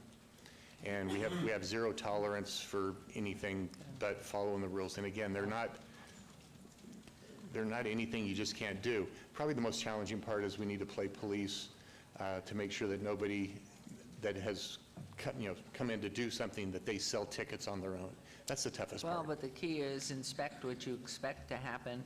I've been familiar with the properties since the 70s when they were individual homes. Yeah. Been on the property multitude of times, gone through these hearings before. The issue is the compliance, especially for the parking, because you are in a residential neighborhood. And when they hire valets and what they're doing, and you have a new valet with the company, it's really being on top of your event or having somebody there all the time that is on top of it, because I remember the last event I went to, they ran out of space for the parking. It was an absolute mess. And it was the valets, because they didn't know where they had access. And so that you know that, and have you moved here to Las Vegas? Oh, no, I'm still commuting in weekly from Roseville, California. Okay. Yesterday, we delivered to the city parking agreements with the Thunderbird Super 8, which is on our street. Yeah. And then we have a gate that opens into the Wells Fargo Walgreens department. Yeah. Walgreens has given us permission to use their spaces as well. And is that in writing? Yes, and notarized. And then yeah. if there's an accident and somebody falls and breaks a leg on that property, do you have that proper, who's I mean, those are just questions which I'm sure Mary has gone through, or maybe Councilwoman already has done that homework as well. But this is a property, it's been a challenge as they combined everything through the generations of the Hart, but even before the Harts owned it, I'd been on that property, and it's been a challenge for years. So I don't know if council has any questions or comments? I do. Yes, please. Mayor Pro Tem. Thank you so much, Madam Mayor. What was the blight that you were talking about on this property? There's actually 2 houses and 2 addresses. The Old Heartland Mansion, Mansion 54 is on 6th Street, And then on Park Paseo is what was a house. It's a cinder block house, Different house. 1,800 square feet that you would enter from Park Paseo. My understanding is about 10 years ago, there was a mysterious fire there, and it's been boarded up ever since. And this is on your property? Yes. And so by when will you fix this? Revenue permitting, we've already got the demolition bid to do it, first quarter next year. Yeah, probably March. So, so by March of 2020, you're going to fix the blight. The reason why I ask is because I just got a message from Councilman Bob Coffin, who literally, this property is a few hundred feet from his home in the historic district, and he really, really wants the councilwoman to hold your feet to the fire. So if you're going to take responsibility, which I have to tell you, the shell game, because you were part owner in the previous, and there's no excuse. If you're part owner and there's revenue there, you're part of the problem. So you were part of the problem previously, and now you're looking at coming here making promises, and, you know, so if you're going to tell me by March of 2020 that you're going to clean that up, if you don't, then Mary McElhone will come back out and figure it out. Are you going to commit I to that? will agree to that. Thank you. Councilwoman Diaz, please. Thank you, Madam Mayor. Mr. Cardicelli, this is a difficult item for me because ever since I came on board as a new council person, I've been hearing about Mansion 54, and not in a good way. There have been some bright spots, but most of the information that I have been receiving has not been flattering. Now, I have been leaning into my neighbors and the community that lives around Mansion 54, and there are concerns that if it becomes vacant and it's not being utilized, then what are we creating with an empty, huge mansion sitting in our backyards? So that's weighing heavily in my mind as well. Do we leave that premise vacant for other people to come and overtake it? Do we give you another opportunity to show that you will comply with all city ordinances and requisites?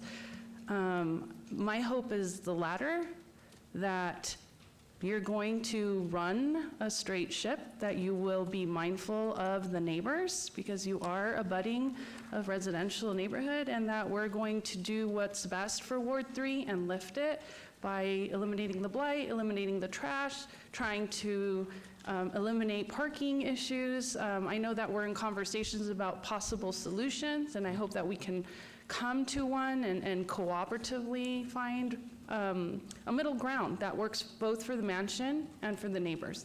And so, Mary, I wanted to ask you your thoughts about this new business license. So if we do move forward, would it be a conditional one-year license? How soon do you recommend we review so we see the activity that has happened?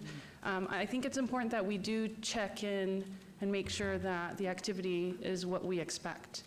So Councilwoman, this is a general license, and so we are allowed to do 2 6-month temporary licenses. So what I would recommend that you do today, if you do want to give them the opportunity, is to just grant 1 6-month temporary license. And then as part of all those conditions, add an additional condition that a city council review has to take place prior to the first 6-month temporary license expiring. So in other words, we're going to bring them back in 5 months before you, and we can give a report on how things are going. And at that time, we can extend another 6 months or not. The other thing that you should all remember is because this is a temporary license, if something happens, we have the powers to immediately suspend that license and immediately put them on the next available city council agenda. So we do always have that at our disposal because it is a temporary license. Thank you, Mary. And I think based on the mayor's concerns and Mayor Pro Tem's also, I think that would be the best recommendation to move forward.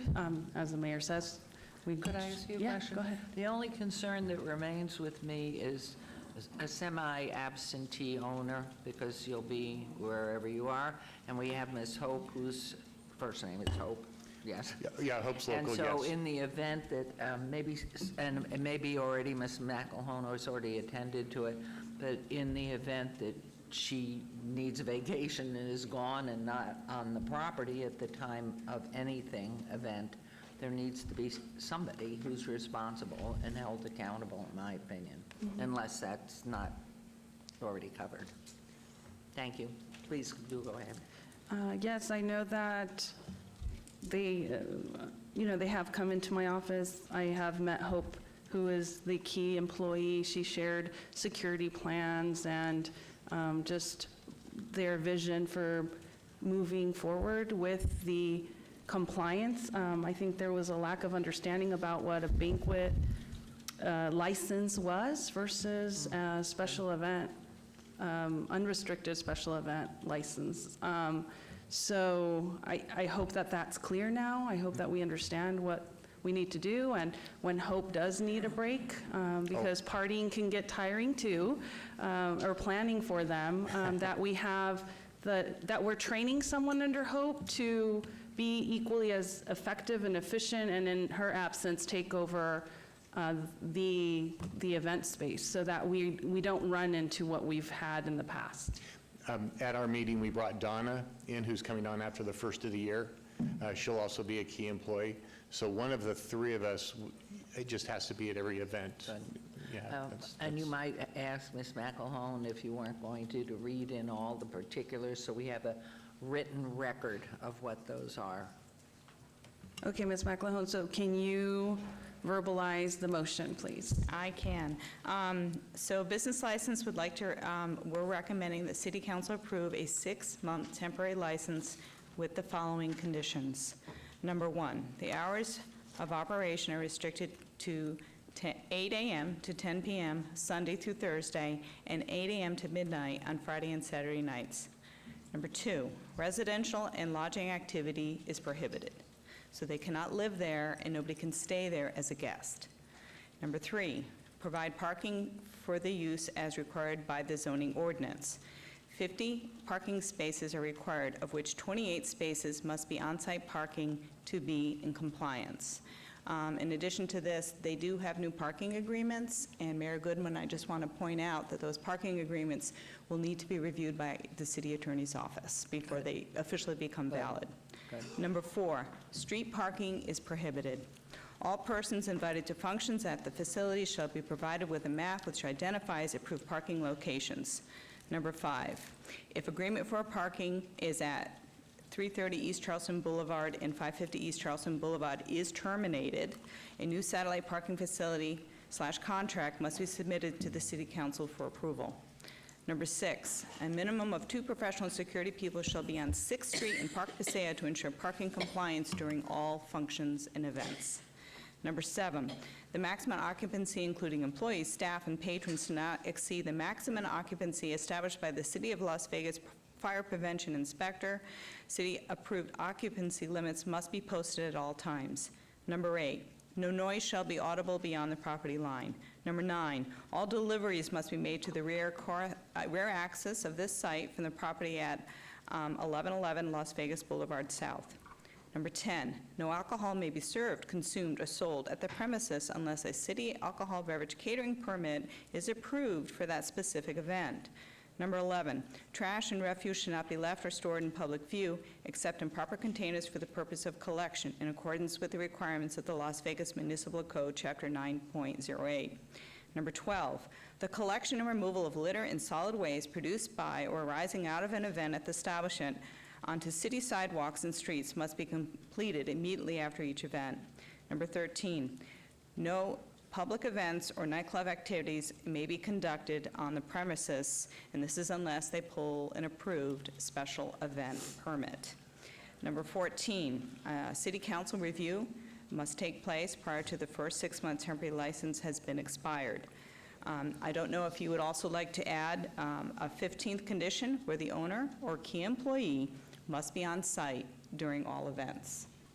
And number 16, do we want to add one that has anything to do with the demolishing or removing the blighted building within a reasonable time frame? And I'm going to ask City Attorney's Office if that is a reasonable condition to put on a license. What I'd like you to do, because our councilwoman was engaged with the lawyer to make sure that she heard number 15 and 16 again, because they're new, you're adding 15, and maybe at her request, adding 16 as well. Yes, so Please. Councilwoman, we were, number 15 would be where the owner or key employee has to be on site during all events. And the other condition would have to do with the removing the blighted building that is also on site. If City Attorney's Office feels that's something that we can put on as a condition of the license, we would have to give a reasonable time frame. We can go along with the fact that it has to be removed before the 6-month temporary license expires. Yeah, does the gentleman have any issue with that condition? We can definitely go to work on it. Unfortunately, right now, I'm involved in the demolition of my sister's house, which caught fire November last year in South Lake Tahoe, and learning everything about an asbestos survey, asbestos abatement, and that whole process. I'm very content with the timeline of having it done, let's say before the 5-month review. That's reasonable. Okay, and I think we can be reasonable in that the work has to be at least started. Thank you. And show that we're making progress. And the review's at 6 months, Mary, or is it? It would be 6 months. It's prior to the 6-month temporary license expiring, so before that deadline. So we probably would be back here in 5 to 5.5 months. Yes, those sound good. Yes. Okay, and to which you agree of all those, you would agree with all of the conditions that Ms. McElhone read? Yes, I do. The first 13 were stated right on the back of the prior licenses. Okay. The 3 additions that came out of the conversations today, I'm happy with those. Great. Yes, please. So I move for approval for the temporary 6-month license with the 16 conditions stated by Ms. McElhone, subject to review before renewal. Okay, there's a motion. Please vote, and please post. And good luck to you, assuming this is going to pass. Vote in the affirmative. Motion does carry. Congratulations. Good luck. Agenda item 36, this is boards and commissions. Discussion for possible action regarding the appointment of nominee Steve Schmidt to serve as the alternate community member representative AB 73 working group established during the 80th legislative session in 2019 to address issues related to homelessness. It has been determined that an alternate community representative from each jurisdiction must be named to ensure a quorum, and City Manager Scott Adams is suggesting Mr. Schmidt be appointed as the alternate community member. So may I have a motion, Mayor Pro Tem, please? Madam Mayor, I motion to approve item number 36. Excellent. There's a motion to approve. Please vote and please post. Motion carries.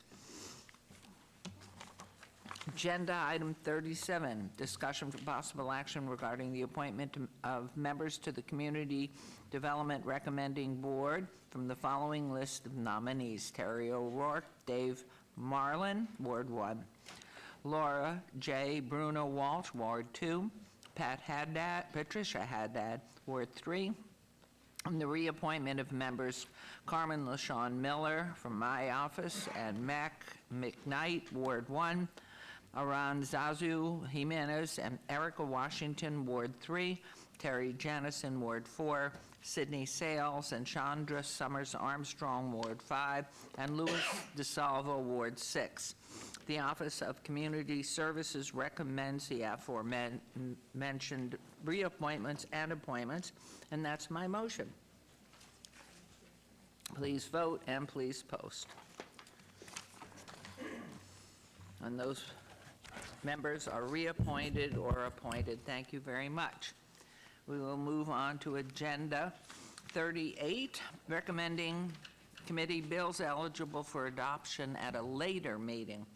Items 38 through 42, bills number 2019-44 through 48, will be heard at a later meeting. We'll now move Mayor? on to new bills. Yes. Jeff Dorkak, Deputy City Attorney. Just for the record, to clean up that, what you just mentioned, item 41, bill number 2019-47, the prohibition on smoking in city parks, that was previously struck, just for the record, at item number 9, so that one will not be heard at a later meeting. Correct. Thank you very much. That was a stricken motion this morning, part of it. Okay, our new bills, items 43, bill number 2019-49. Oh, didn't we vote and post on that? Oh, there was none, sorry. Item number 43, bill number 2019-49 will be heard at recommending committee meeting on Monday, December 16th, 2019. City Attorney, would you read the new bills, please? Yes, ma'am. Bill number 2019-49, an ordinance to amend various provisions of the Unified Development Code to establish city communication sign as a subcategory of off-premise sign and establish the parameters under which such signs are allowed and to provide for other related matters. Thank you very much. The new bill is assigned, bill number 2019-49 is assigned to the December 16th, 2019 recommending committee members, Councilman Anthony Coffin and Councilwoman Fiore. No Coffin. Not Coffin. Goodness, Knutson. He's watching, though. Sorry. He's Hi watching there. us right now. If any so designated or unable to attend, the clerk's office will coordinate fighting substitutes as necessary at my discretion ahead of time. Thank you. And our morning session is concluded, but we will move right along into the after 10 session because it's 10:30. Agenda item, pardon? Keep it going. Yeah, we're moving along here. Agenda item 44 for possible action. Any items from the morning session that the council, staff, and/or applicant wish to be stricken table, withdrawn, or held in abeyance to a future meeting may be brought forward and acted upon at this time. What do you have, Mayor Pro Tem? Anything? We do. Madam Mayor, the following items have been requested to be held in abeyance, withdrawn, tabled, or stricken. Item 59 N60, SUP 77365 and SDR 77366, applicant owner 900 Fremont LLC at 916 Fremont Street.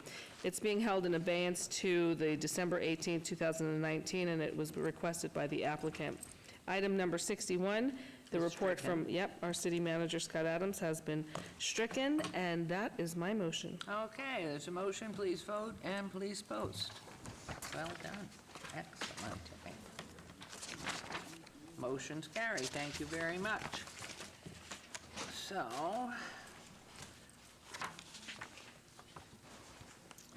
we are on to agenda 45. Okay, item number 45 through 53 may be considered in one motion, one vote, and consider routine, non-public, public hearing items with no condition changes. Any person representing an application or a member of the public or a member of the council not in agreement with the conditions and all standard conditions for the application recommended by staff should request to have that item removed from this portion of the agenda. Agenda item 45, GPA 77202, applicant SE Eastland Co. LLC et al., owner Eastland LLC, and a request for a general plan amendment from PCD Plan Community Development SC Service Commercial to TND Traditional Neighborhood Development and related item. Number 46, CON 77203, on a request for rezoning from U undeveloped PCD Plan Community Development SC Service Commercial General Plan designations to TD Traditional Development on .646 acres, generally located west of Sky Point Drive, approximately 635 feet south of Kyle Canyon Road in Ward 6 with Mayor Pro Tem Fiore. Number 47, GPA 77369, applicant New Quick Lane, owner DAF LLC, and La Tulipe Trust, on a request for general plan amendment from SC Service Commercial to GC General Commercial on 1.33 acres. Related item 48, VAC 77370, and a request for a petition to vacate public drainage easements, and related item 49, SDR 77371, a request for a site development plan review for a proposed 27,687 square foot auto repair garage major and auto parts accessory installation facility with 2 auto dealer inventory storage buildings with a waiver to not provide consistent level of detailing and finish on all sides of the building where such is required.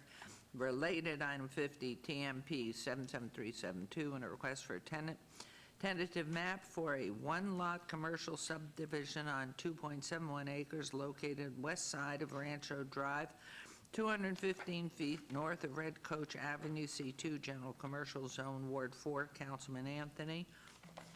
Number 51, RQR 77462, applicant Lamar Central Outdoor LLC, owner Andrea and Susan Russo, and a required review of an approved special use permit, SUP 4693, for a 40-foot tall, 14-foot by 48-foot off-premise sign at 6431 West Charleston Boulevard, C1, Limited Commercial Zone, Ward 1, Councilman Knutson.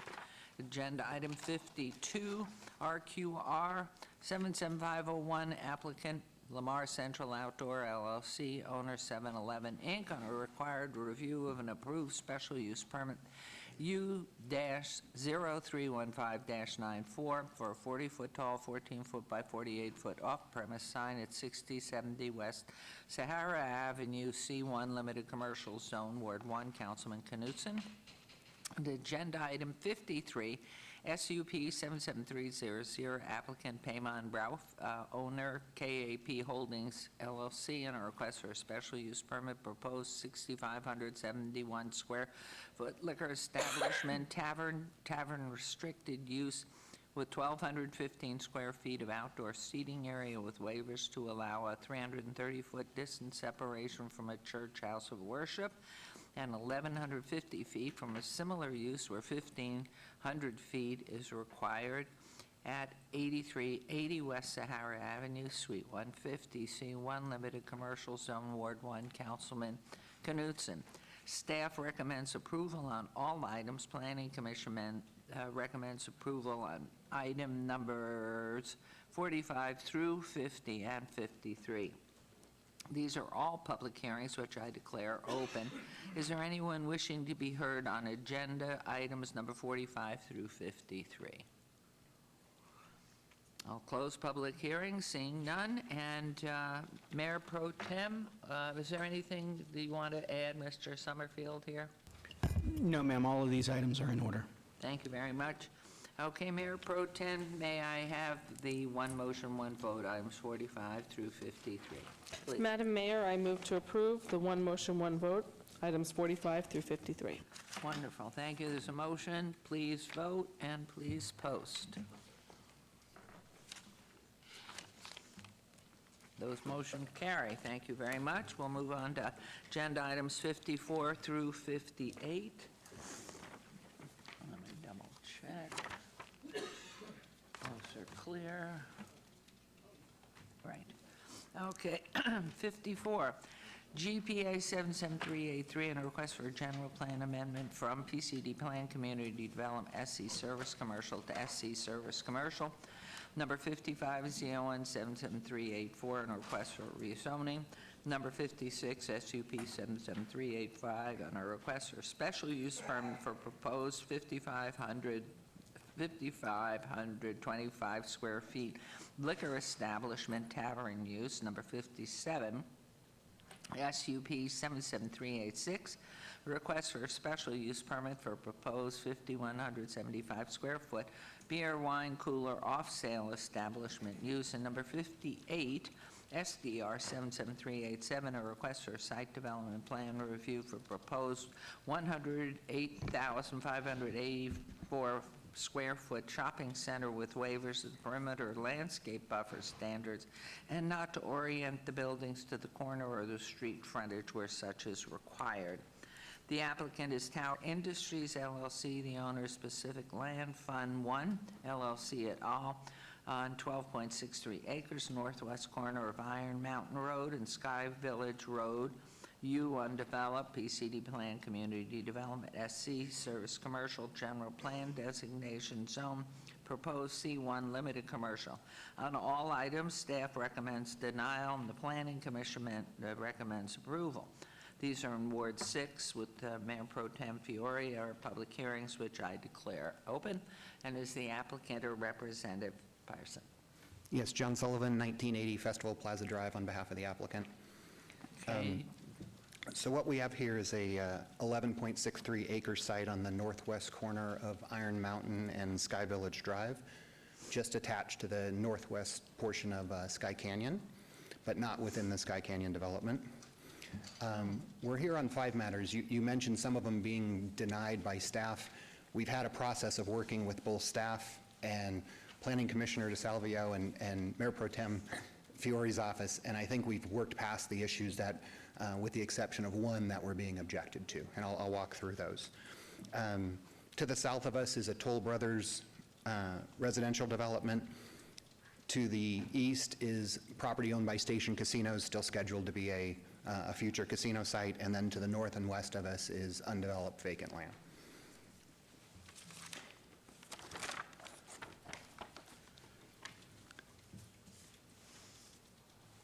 The project itself, as mentioned, is a 108,000 square foot shopping center development.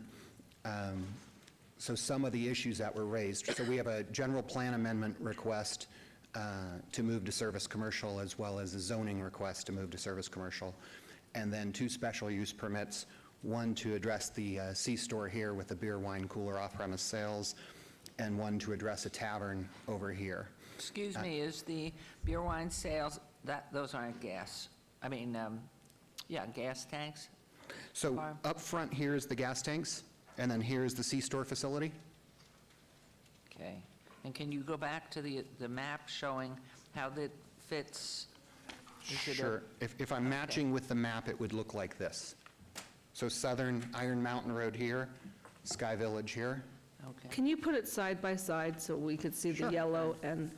Yeah, and whichever Yeah, direction. so, right, okay. So if I may, Mayor Pro Yes. Tem, any interest in the property to the south that's going to be a residential block of homes right up against the... It's owned by Toll Brothers Homes, will be residential. The gas. So are you proposing to put the gas station right next to the Toll Brothers homes? Correct, on that double section line corner of Iron Mountain and Sky Village. But we've already addressed with Toll Brothers, so we've met with them. We've agreed to take within our landscaping here to add a berm to the landscaping, as well as bolstering the landscaping itself to remove that from the residential. They're satisfied with both the center and the landscaping change. I just worry about the gas, and, we've had that, I think, up in Ward 4, that we had an issue with the gas station abutting residential property. And we moved the gas tanks away from the residential. So that's just a point as you go through whatever you're going through, and not to create more problems, but the history is that in Ward 4, there was such a proposal for the gas tanks, and that we had a really big pushback on Ward 4, and so ultimately they had to be moved around. So please continue, and then we're going to hear from Mr. Right, Somerville. and conceptually, being on a double section line with what looks like to be a casino across the street, it's kind of the right orientation for development, but open to the discussion that we're going to have here on it. So we're here for those 2 special use permits, the design review, as well as the, or design review being the last of that. So at this point, the center itself will be a grocery anchored. We'll have some drive-through restaurants and common shops. The only waiver that's left in there with a staff denial is the requirement under 1908 to push all the buildings to the edge of the property. And I think it's a very common opposition from development. It just sort of creates a big field of parking and doesn't really create any sort of architectural dynamics between the various buildings from an aesthetic standpoint. And so that's the only one that we're left with, and I think we've walked through everything else. There was a couple of landscaping waivers that we've removed. So the landscaping on both sides is at the 15-foot requirement. As I mentioned already, on the Iron Mountain side across from Toll Brothers, we've also added a berm at their request. There was a reduction in the number of trees that were in the parking field. That's been fully met up to code, and we're still more than overparked. So the only thing left is really that one exception. Okay, thank you. Let's go to you, Mr. Summerfield. Madam Mayor, clarity for the record, the staff recommendation on the general plan and the rezoning has moved to an approval recommendation that is updated from what was in the agenda summary page and is listed in the agenda. As a result of additional review, staff does find that the amended requests to service commercial and limited commercial respectively are appropriate designations and zoning district that is compatible with the existing adjacent land use designations. And so, as mentioned, staff is recommending approval of the general plan and rezoning. However, the applicant has proposed a shopping center design that requires the approval of these waivers where no exceptional or extraordinary conditions exist with the site to justify those waivers. Specifically, as mentioned, there's no irregularly shaped lot. There's no reason that the parking lot landscaping and the building orientation could not meet requirements, as you pointed out, Mayor, with that residential development to the south. And we have this in Summerlin, we have it in other places, that gas station could be oriented differently to put the building more towards the street corner instead of the gas pumps and things like that that our code doesn't prefer. And as a result of those waivers being self-imposed and preferential in nature, staff has recommended denial of the site development review and thus the accompanying special use permits. The uses themselves are not necessarily at issue, but because of the site design issues, we're recommending denial of the SUPs as well. Thank you. This is a public hearing. Is anyone wishing to make comment on any of the items 54 through 58? Okay, I'm going to close public hearing. And council members, any comments, questions? Okay. Mayor Pro Tem, yours. Okay, so I know we've discussed this in length, and I just want to make sure as we move forward that we have the ability to change things, that we're not stuck the way that we're looking at it today. Mr. Summerfield? So, Madam Mayor, through you to the Mayor Pro Tem. So, I mean, this is the site design that's being approved today. As they get into it more, if they wanted to reorient something, they would have that ability to amend this until they actually, obviously, begin the site improvements that will construct this shopping center. I don't know what their timing is on that. If it's a relatively minor change, then it can be done administratively. It wouldn't require another public hearing, either at the Planning Commission or City Council. If it's a significant change, then that may necessitate that it would come back if they do some additional work on this project. And when are we planning on actually doing this? So the timing is still, there are a few tenants on the site interested, and it's not fully anchored at this point as well. So the timing will be dictated by the movement of the homes. It's just, it's always important to get slightly ahead of those homes and have it here so that grocery stores know this is a real site and know that they can have a discussion about moving to it. How close is the Smith Marketplace to it? I think our map would show, but actually I don't have a broad enough area, and I don't have that exactly, Mayor Pro Tem.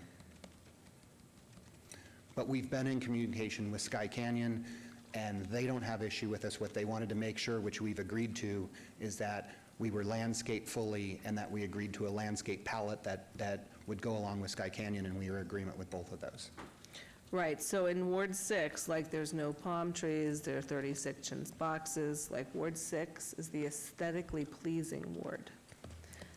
Right, palms are only for decoration and don't qualify for any of the landscape requirement. So I'm looking at this, and it is in the future, and I just want to make sure that we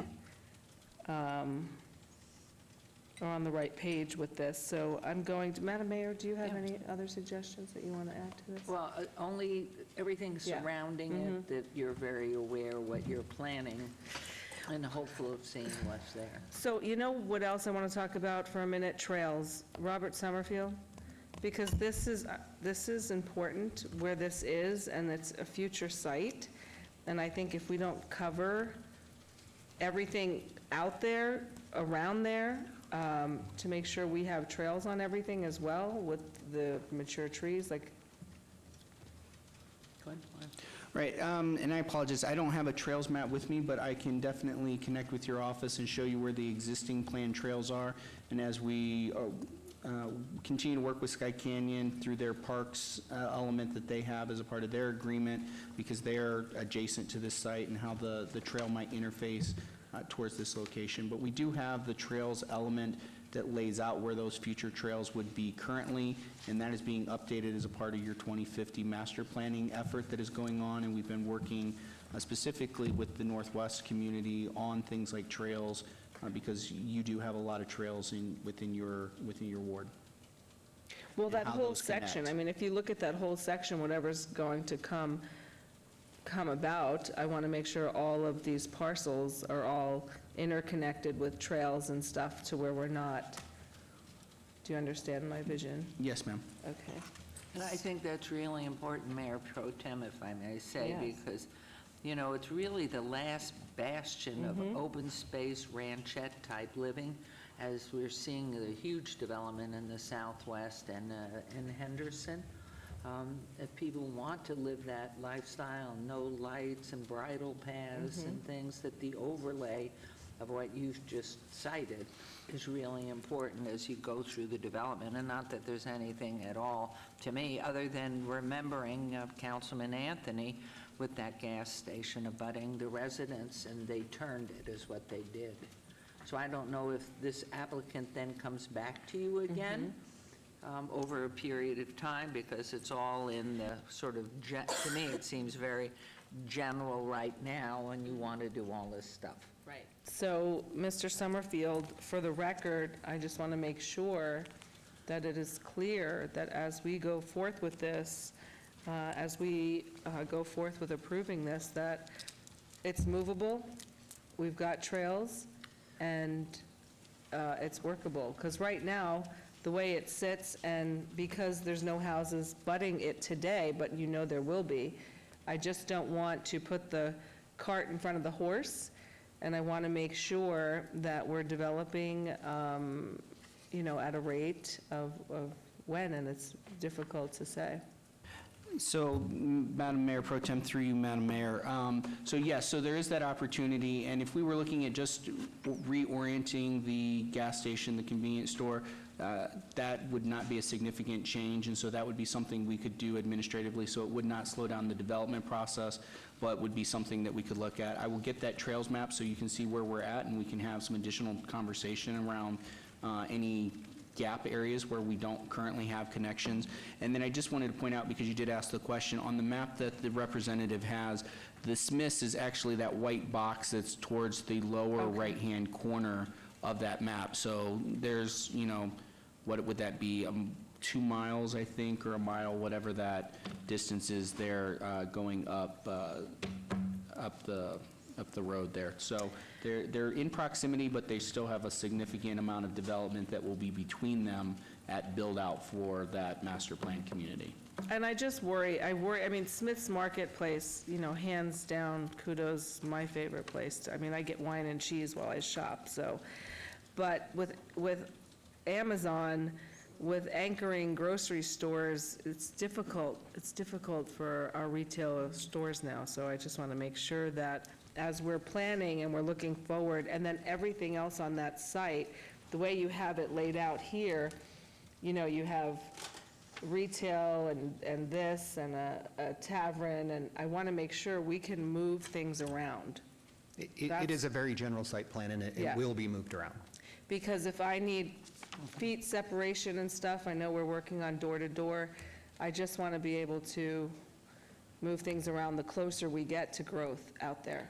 And Madam Mayor, through you to the Mayor Pro Tem, so these use permits that are going to approve these these uses on the site, those are attached to the site, not necessarily, you know, so with distance separation, that's not going to be an issue if they need to move it, if they, you know, find that the tavern building is better, you know, towards the southeast part of the site versus the northwest part of the site where I think they have it now, can all be accommodated within an administrative update to the special use Okay. permits. All right, well, thank you. Okay, so let's take them one at a time. You want to start with number 54, please? Thank you, Madam Mayor. So I'm going to motion to approve 54 with everything, all the words I just said, and Robert Summerfield said. There's a motion to approve agenda item 54. Please vote and please post.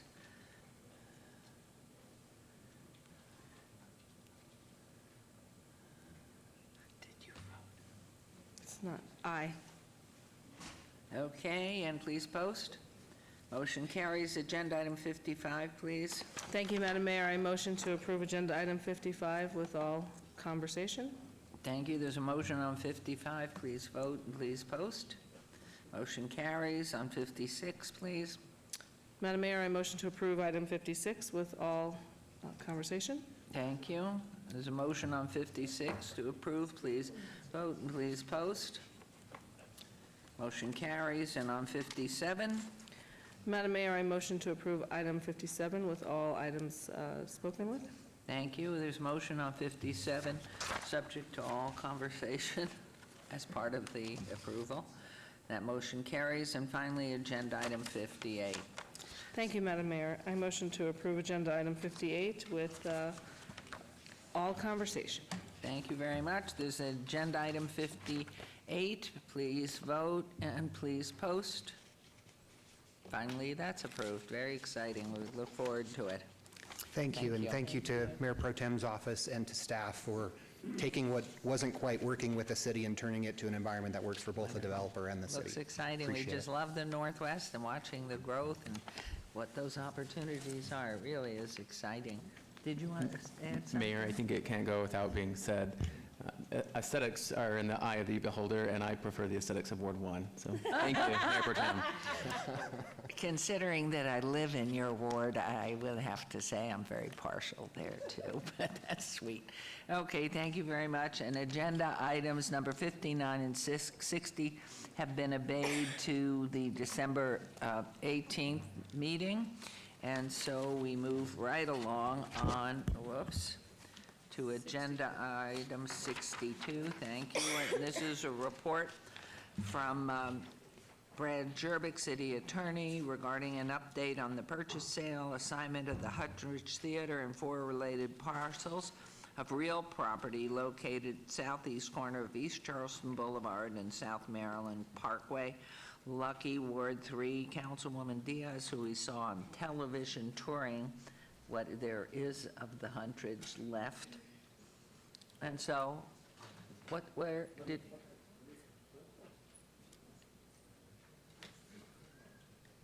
What happened? Is he coming?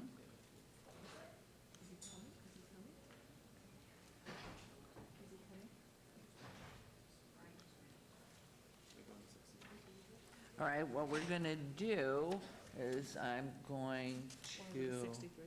Yeah, what I'm going to do is hold this, and I don't know what the proper is, or trail it. We'll go to 63, because I see our wonderful head of Office of Communications here, Mr. Riggleman, whose son is caught in the snow in Syracuse, about 20 feet deep, and here he could be in this wonderful climate of Las Vegas. Regarding changes in public communications, City of Las Vegas efforts to keep pace as well as set trends. Reference to all wards. Mayor, thank you so much. For the record, my name is David Riggleman. I'm Communications Director for the City of Las Vegas. I think it's no surprise to any of us that over the last several years of our lives, the way people communicate has dramatically changed, no question about it. When I first started at the city in 1999, if you can believe it, Oscar Goodman had just been elected mayor, and we had just launched this newfangled thing called the website. And also coming around at that time was this other new thing called email. And right on the heels of that, we also launched our television station, KCLV, Channel 2, government access television, considered groundbreaking at the time. All of these were major accomplishments.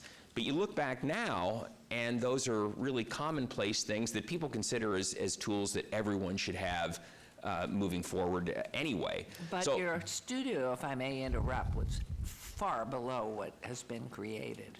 Well, thank you, Mayor. Thank you. That you We've come a did long do way. it. We've come a long way.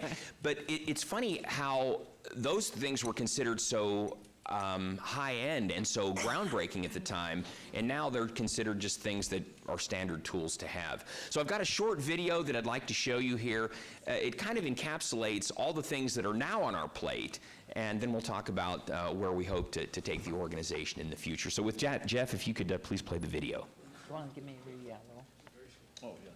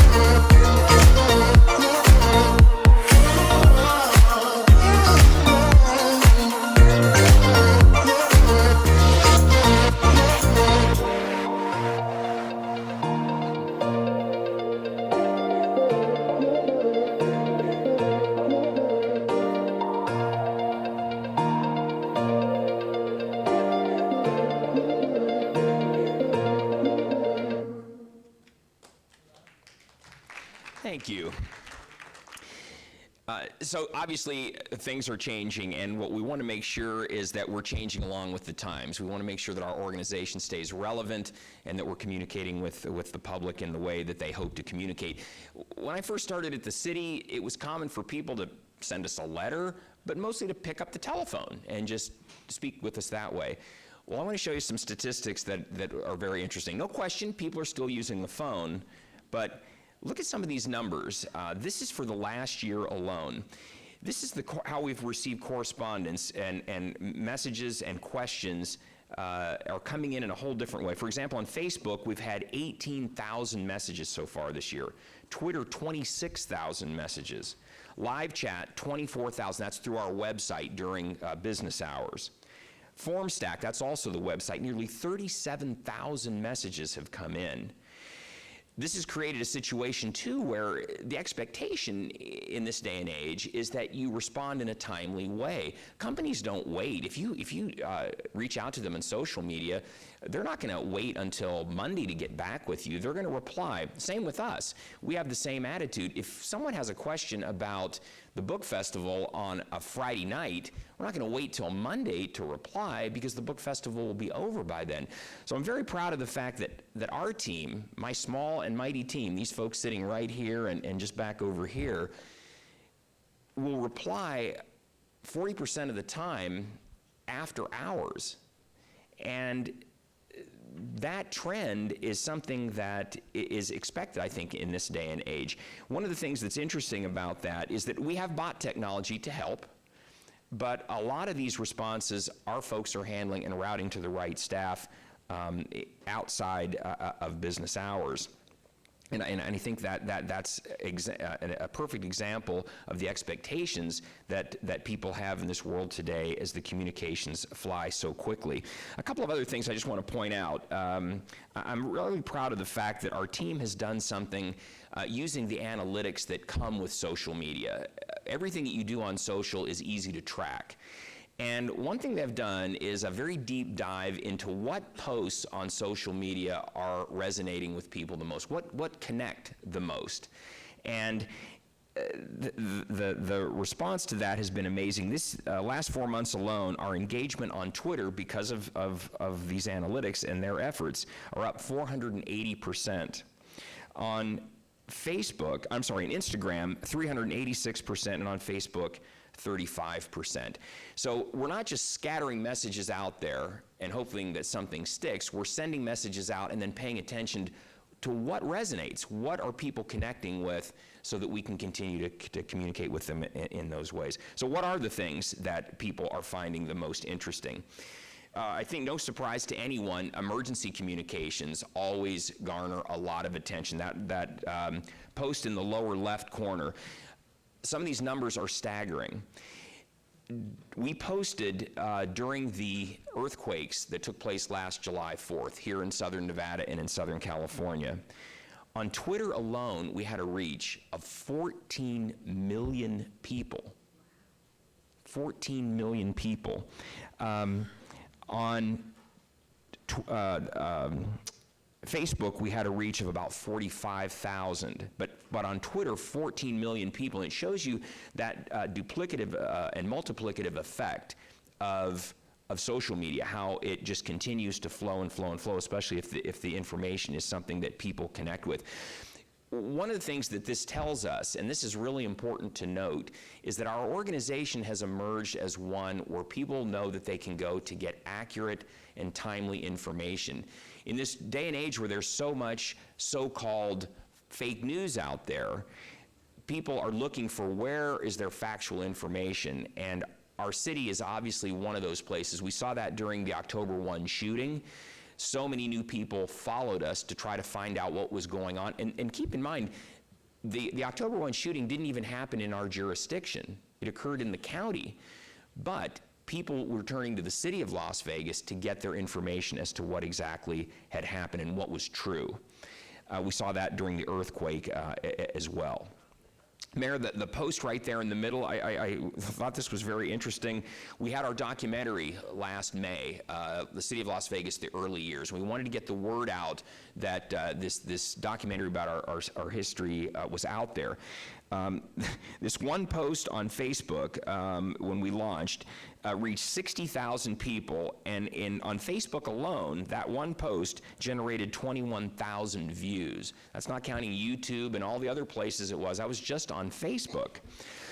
Brad is going to talk to you about Project Enchilada. That project is one that has really resonated with people. Our posts on Project Enchilada on Facebook and on Twitter have generated about 90,000 views. So people want to hear about that project. They want to know what's going on downtown.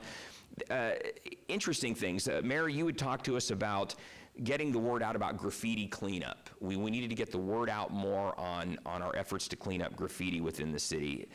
You'll find this really interesting. That video that went with this has had 266,000 views and has been shared 235 times. Had another 20,000 views on Twitter and has been shared 100 times. The interesting thing about that is that isn't even, as well as that video's done, we've had others that have reached millions of people. The active shooter training that we had here a few years ago here at City Hall had somewhere north of 6 million views. So again, we've seemed to being able to hit a stride where not only are we getting information out to people, but we're getting it in a format and in a way that they're actually paying attention to and engaging with. Wanted to add this too. I think this is an important note. In the past, when we wanted to get the word out on something, we would issue a news release, and we would hope that the local news stations would pick it up, and if they didn't, well, then the information didn't really go anywhere. They were the gatekeepers of that information getting out to the public. Well, now, in this day and age, we have the ability to speak directly to our followers and to a wide audience. And what we've seen is that the news folks are also following us. So when we put out a post on social media, they're seeing it just as fast, probably faster than they would if we sent out a press release. One release going to one person on the desk. Now we post something that goes to all the people in the news media who are following us. An example, Mayor, about the graffiti. We posted the story and the video about the graffiti. The local TV stations all picked up on it and did their own stories about graffiti cleanup based on that tweet. Same with Fremont Street Experience when they were going to start the upgrade on the canopy. We had some posts about that. That put the word out to the news media, and the local TV stations jumped on the opportunity to cover that as well, as you see at the very bottom. Also, too, you never quite know who's out there watching as well. Our own Shane Savannah Pretty put together a video about Kiara Brown, and you guys will remember Kiara was the young lady who wrote the song 58 Hearts following the shooting on October 1, based on lyrics that she heard Mayor Goodman say at the dedication of the Healing Garden. That video that Shane put together and we posted on social helped launch her onto The Voice. She was a contestant on The Voice this past season. And again, that video, of course, they used Shane's video on the program, but that helped launch her and helped land her on the show. So the reach that you have with these tools goes far beyond, I think, really anything that we imagined when we first started using them. Another tool that has been very helpful, one of the raps is our blog. One of the raps on social media is that the information is too short and you can't go into great detail. Oftentimes we're dealing with issues here at the city that are complex and take a lot of explanation. So what we've done is we've used our blog as a tool to help provide that additional information. So we'll put out a post on Twitter or on Facebook and then allow people to link to the blog to get more information about an issue. And a perfect example is about homelessness. The blog of the information about the no camping or lodging ordinance that was passed at the last council meeting. It says 10,000 on your screen now. Actually, that number is up over 11,000 now. People have actually taken the time to read the blog. Last fiscal year, we had about 46,000 views of the blog. This year, and the number here is not updated, it says 27,000. It's 56,000 people since July have already visited our blog. So the idea is that we're going to use that as a tool to provide that additional information and give people the fuller story. Some people just want the thumbnail. Some people want to know more of the information, and this is a tool that's allowed us to do it. I think one of the statistics that is really important to pay attention to on this is that 85% of those visitors were on a mobile device, their phone or on some other mobile device. They're looking at it in a way that's most convenient for them. But they're still taking the time to look at that information. Again, our team has done a really good job of packaging that information in a way that people are going to be able to read and digest. So that's turned out to be a great tool. This is one of the things that's always concerned me with social media, is that sometimes you're not able to give the full description of something. There was a lot of misinformation, as we knew, about our ordinance. And a lot of misunderstanding. This was an opportunity to help clarify fact from fiction as to what exactly was taking place. One of the things that we're obviously having to try to do is stay current with the trends. And my hope, obviously, as the director of the department, is to make sure as the world changes that we're keeping pace. Scott will always tell you about the Wayne Gretzky quote of how important it is to skate to where the puck is going to be, not where it is. And this has been a real challenge, especially with our television programming. You've probably heard the term cord cutting. If you're not familiar with it, basically it's the idea that people are dumping their traditional cable and they're moving to watch programming on streaming apps like Netflix or Hulu Roku or Apple TV or whatever it might be. Well, the predictions by the industry insiders are that within the next 5 years or so, about 60 million households, not people, households, will use these streaming apps as their main way of getting their television programming.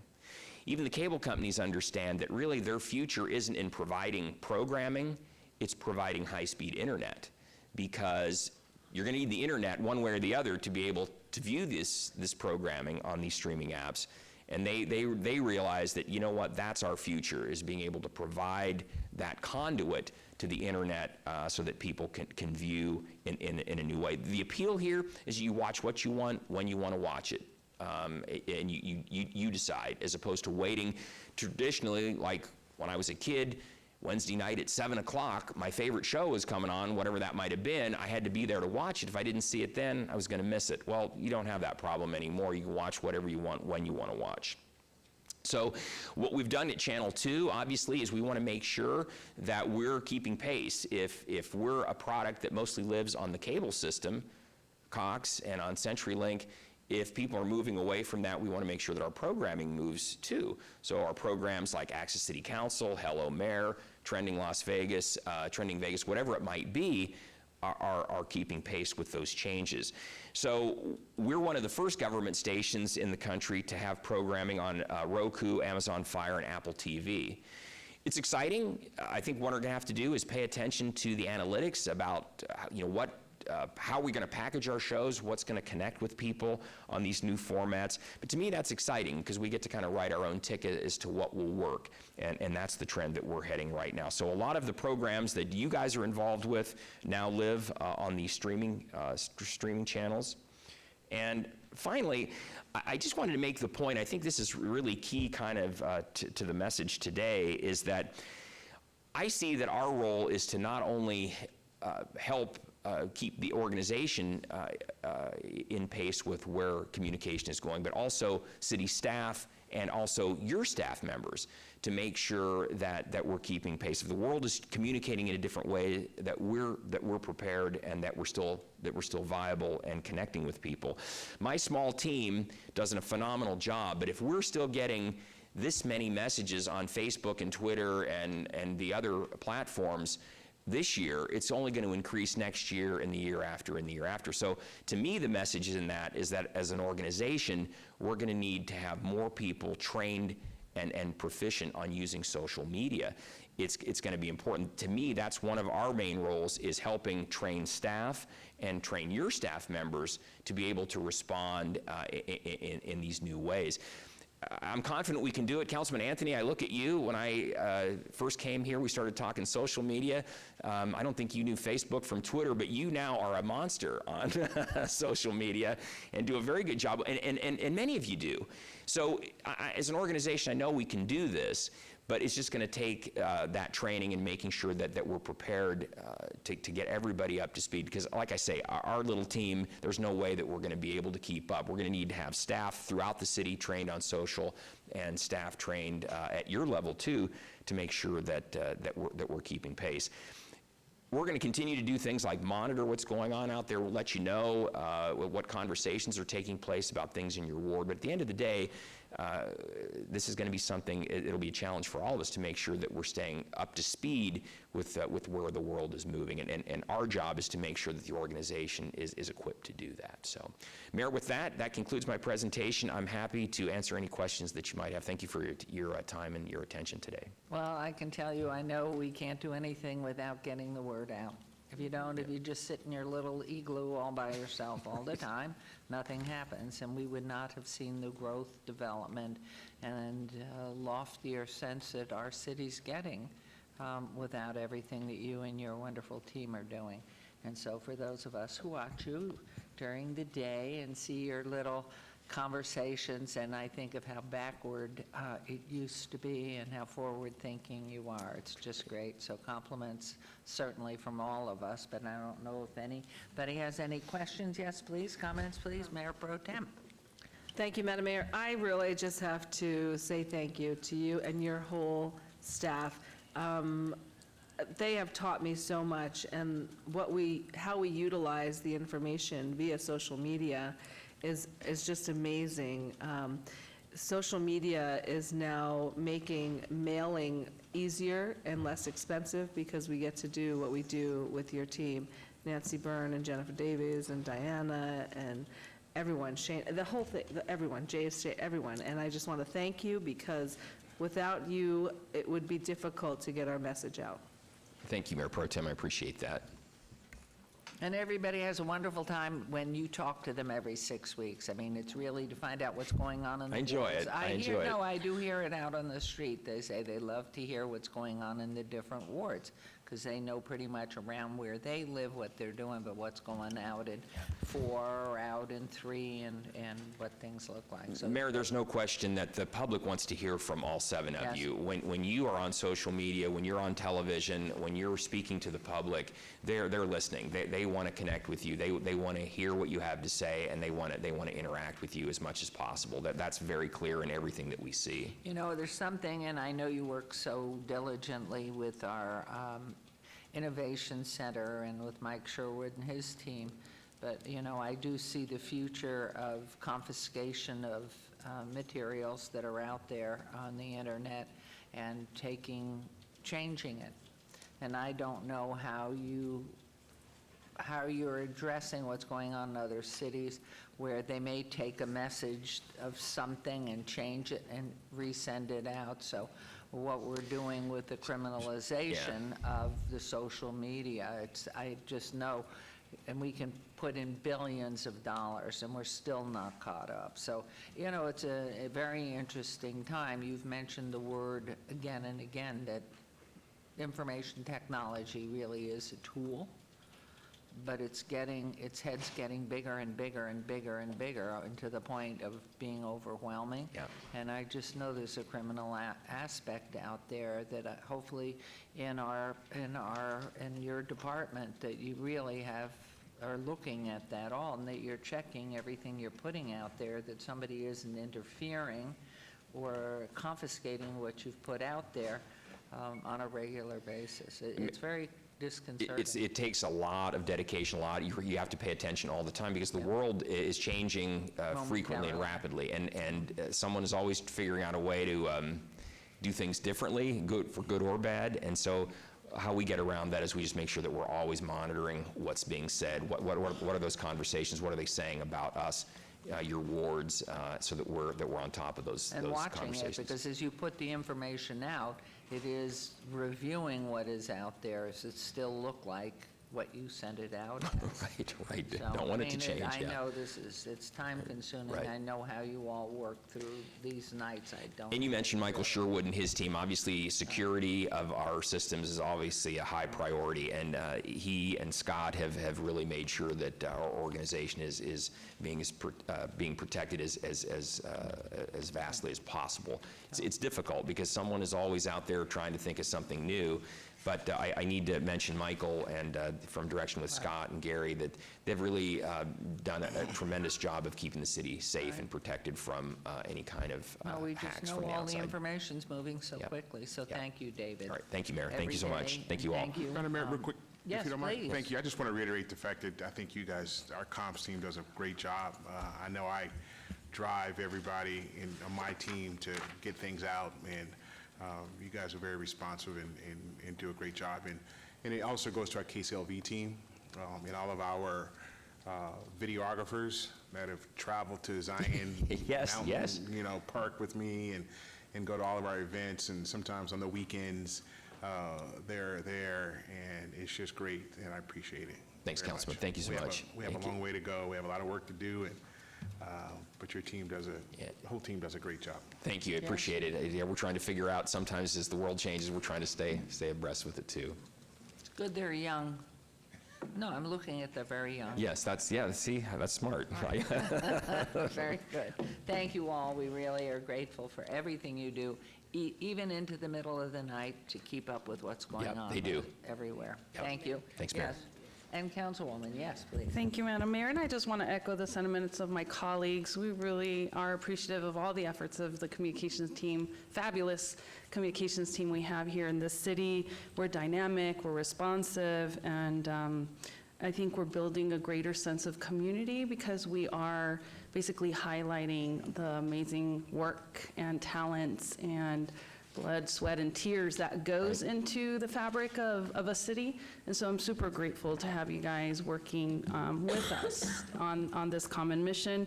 And anything we can do to help remediate the wonkiness sometimes of our form stacks. I know that sometimes my colleagues I hear ya. get my ward stuff, and I'll get their ward stuff, and I'll have complaints from my constituents about how to make it a little bit more user-friendly, or like to navigate to search for things that are happening in the city. So just feedback that I'm hearing that I wanted to relay so that we no can worries, stay on Councilwoman. top of it. We'll make sure with our IT folks, we'll work on that. Yeah, Thank you. we know. We feel your pain on that.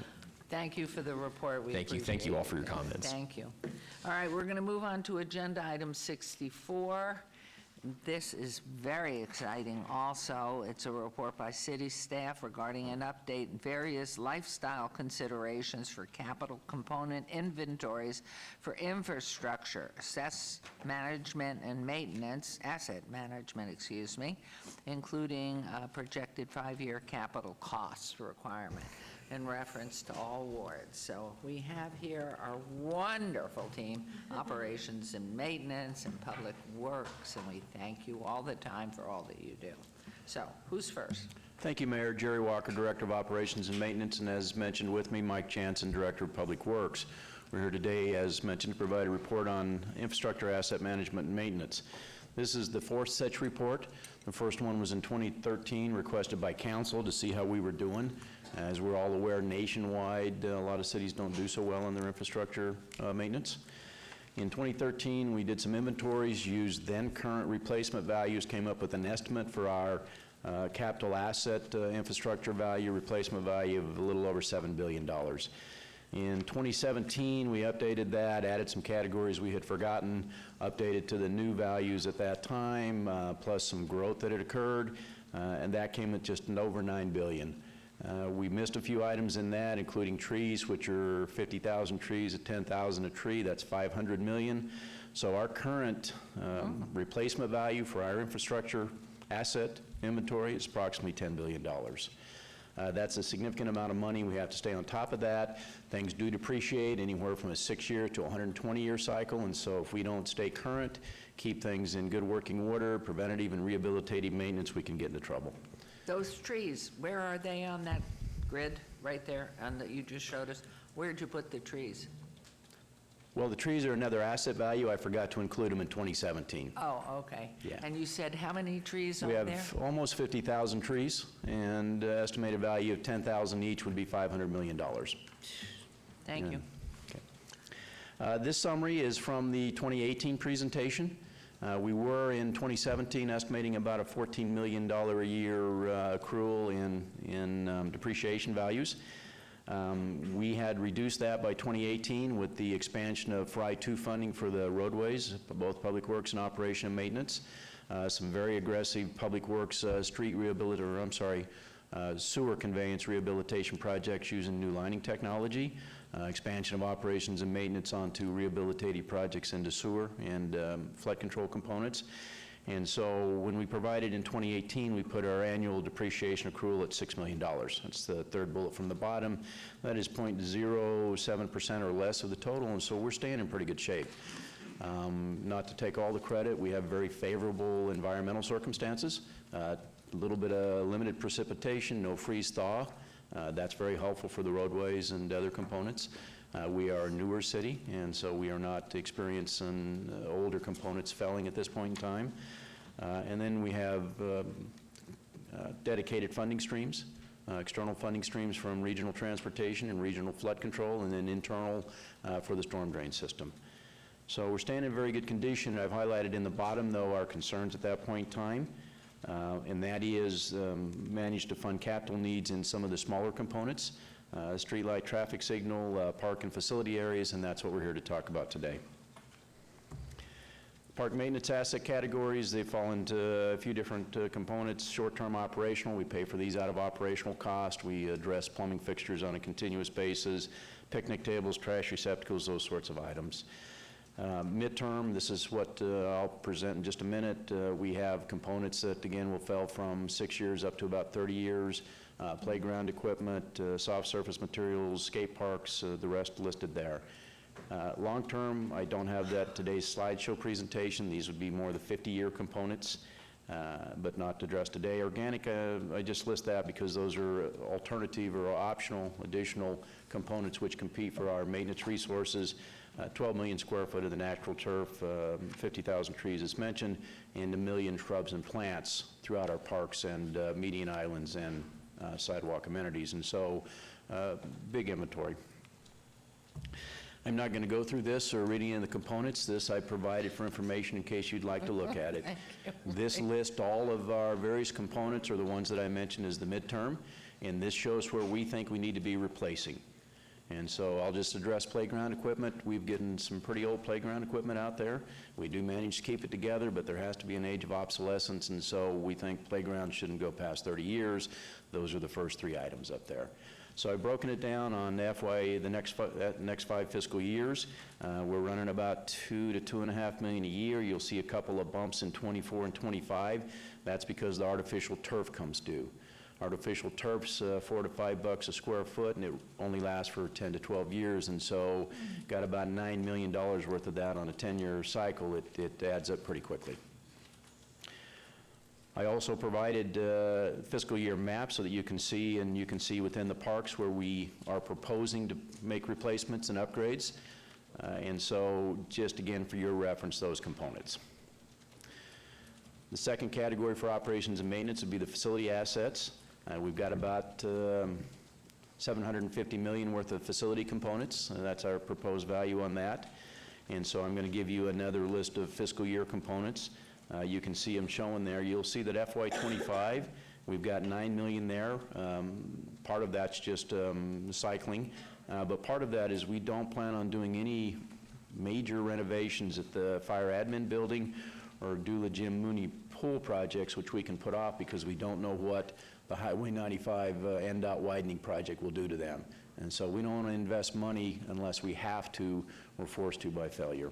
If I could ask on that, when you mentioned the fire and rescue, as we know, huge growth in the Northwest, a new fire station is planned, and how many more? How do you assess that? It's all population, or is it land coverage? Well, maybe Mike would like to answer that. It would go through Fire and Rescue and Public Works, but I'll defer to Mike for that question. Well, why don't you do it at the appropriate time? I don't want to slow you down because you're moving, and I'm glad you didn't go through the details of that very comprehensive, minuscule printing. Okay. Thank you. Thanks. Also, the library, we're holding off to the extent possible on any library components given the status of that. We just don't want to invest money where we don't get it back. We are also basically on our major facility assets. We've got very good staff. We have proactive, preventative, and rehabilitating maintenance programs. And so we're running this stuff basically to failure. We just need to make sure we stay right on top of it. If we're going to run it to failure, we need to make sure we stay right on top of it. Our budgeting proposal would include a mid-year delay on some CIP projects. If you run it to failure, then we've got to be ready for unplanned failures, such as the air conditioning failure at the Development Services Center over the summer. And so we will, on any future calendar years or fiscal years, hold money towards the end of the year to make sure we've got it in reserve for failures. A few things we don't have on here, we're still looking at city facility parking lots, parking garages, water well systems, some big ticket components we need to get our arms around. So here are the lists for boarding or boiler replacements, cooling tower replacements, chiller replacements. This would be then for the component HVAC units. You can see where we've got those proposed. You can also see what we've already got in progress. This year has FY20 in it. Those are moving forward. The FY21 that are highlighted, those are in our original budget submittal. Generator replacements, that's a life safety issue and an emergency issue. They have to be replaced periodically. Building elevator modernizations, again, some code requirements. Building flooring replacements. This is just a general wag on this component. That's something that if you don't pay attention to pretty soon, the flooring's in bad condition. We'd like to replace it before it's an immediate concern. Swimming pools, quite a bit to maintain on those. There's a list of where we would propose spending money on those. And then roofs. Roofs wear out too. So with that, I'll turn it over to Mike Jansen. Thank you. Thanks, Jerry. For the record, Mike Jansen, Public Works Director, Mayor Goodman, members of City Council. Let me just first start off by saying, you know, I've had the pleasure of working side by side with this man, Jerry Walker, for over 20 years, working on infrastructure throughout the city. And when you get a call from a citizen or from a business owner, there's a good chance that if it's related to infrastructure, Jerry or myself worked on either the design, the construction, or the maintenance and operation of those facilities. And so both of us, I know, enjoy working with you and your staff trying to resolve any questions that come up. Maybe, Mayor, I can first address your question related to the fire station. So we have an architectural team under Public Works, and as it relates to fire stations, we work hand in hand with the fire department. So as the fire department identifies a gap in their needs for a new fire station, they bring us into the discussion, and when they're ready for us to move a project into design, we go ahead and do that as funding is available. And a couple of examples I'll give you is sometimes through a development agreement, the developer is required to either fund, construct, or a combination thereof, new fire stations. And we have agreements just like that with Sky Canyon in the Northwest, and then we have similar agreements with Summerlin. And those, of course, are our two largest growth areas. But again, throughout the city, as those needs arise, they first become made aware through fire staff, and then they bring us into the discussion. Okay, thank you, thank you. So just want to give you a quick snapshot on really a piece of infrastructure that is so vital to our community, particularly during those summer monsoon seasons. This past summer, we lucked out. We didn't have too bad of a summer monsoon season. But this is our infrastructure program related to those regional flood control district facilities. These are the really big boxes, storm drain systems that are underground.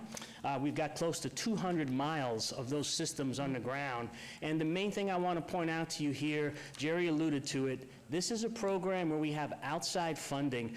Mayor Goodman and Councilman Anthony, as board members on the Regional Flood Control District, you see every meeting the work that the great General Manager Steve Parrish and his team do to ensure that those revenues that are generated are allocated appropriately based on need.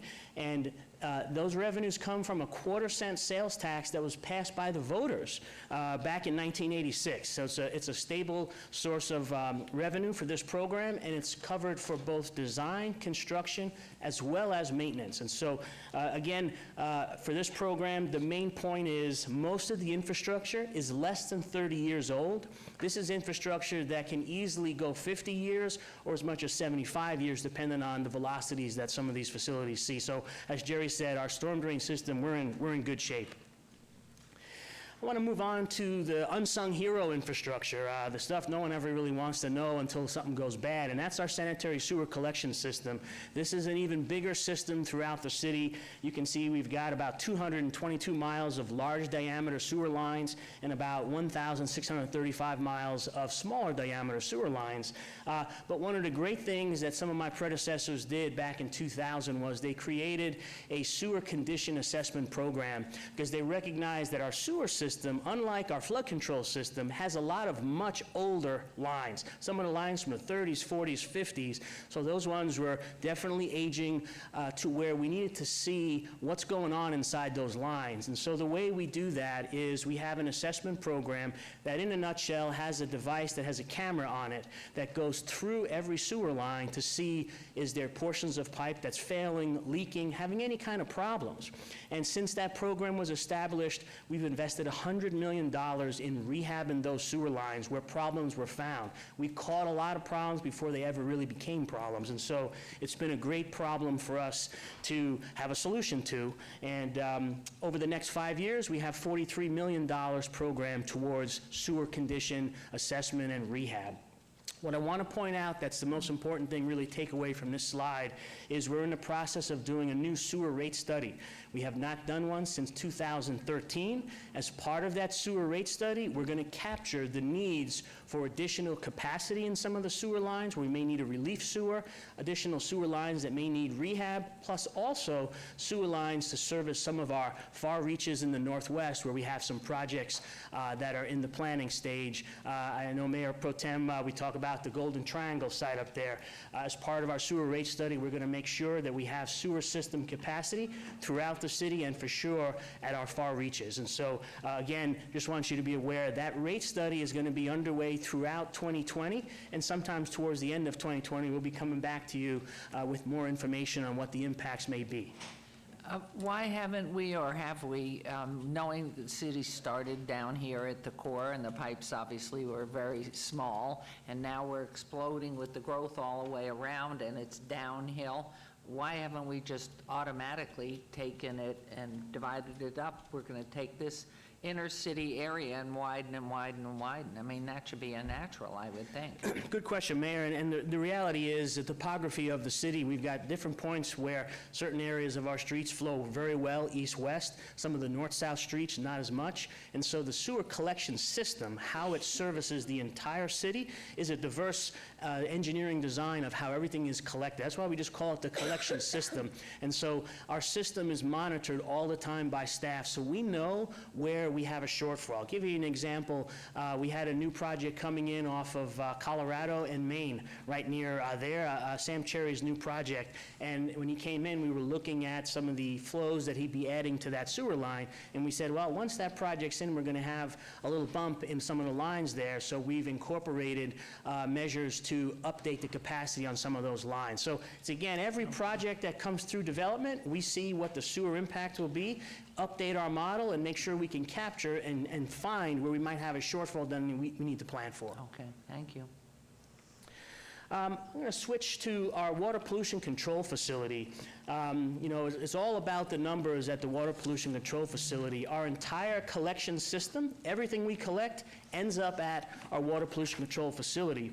And so the capacity of that facility is what we call 61 million gallons a day, is how much we can handle at that plant. Today, the current demand is 47 million gallons a day, and we're growing at about 1.5 million gallons per day per year. So what that means is we're going to be at a threshold, a specific threshold of 85% capacity on or about 2022.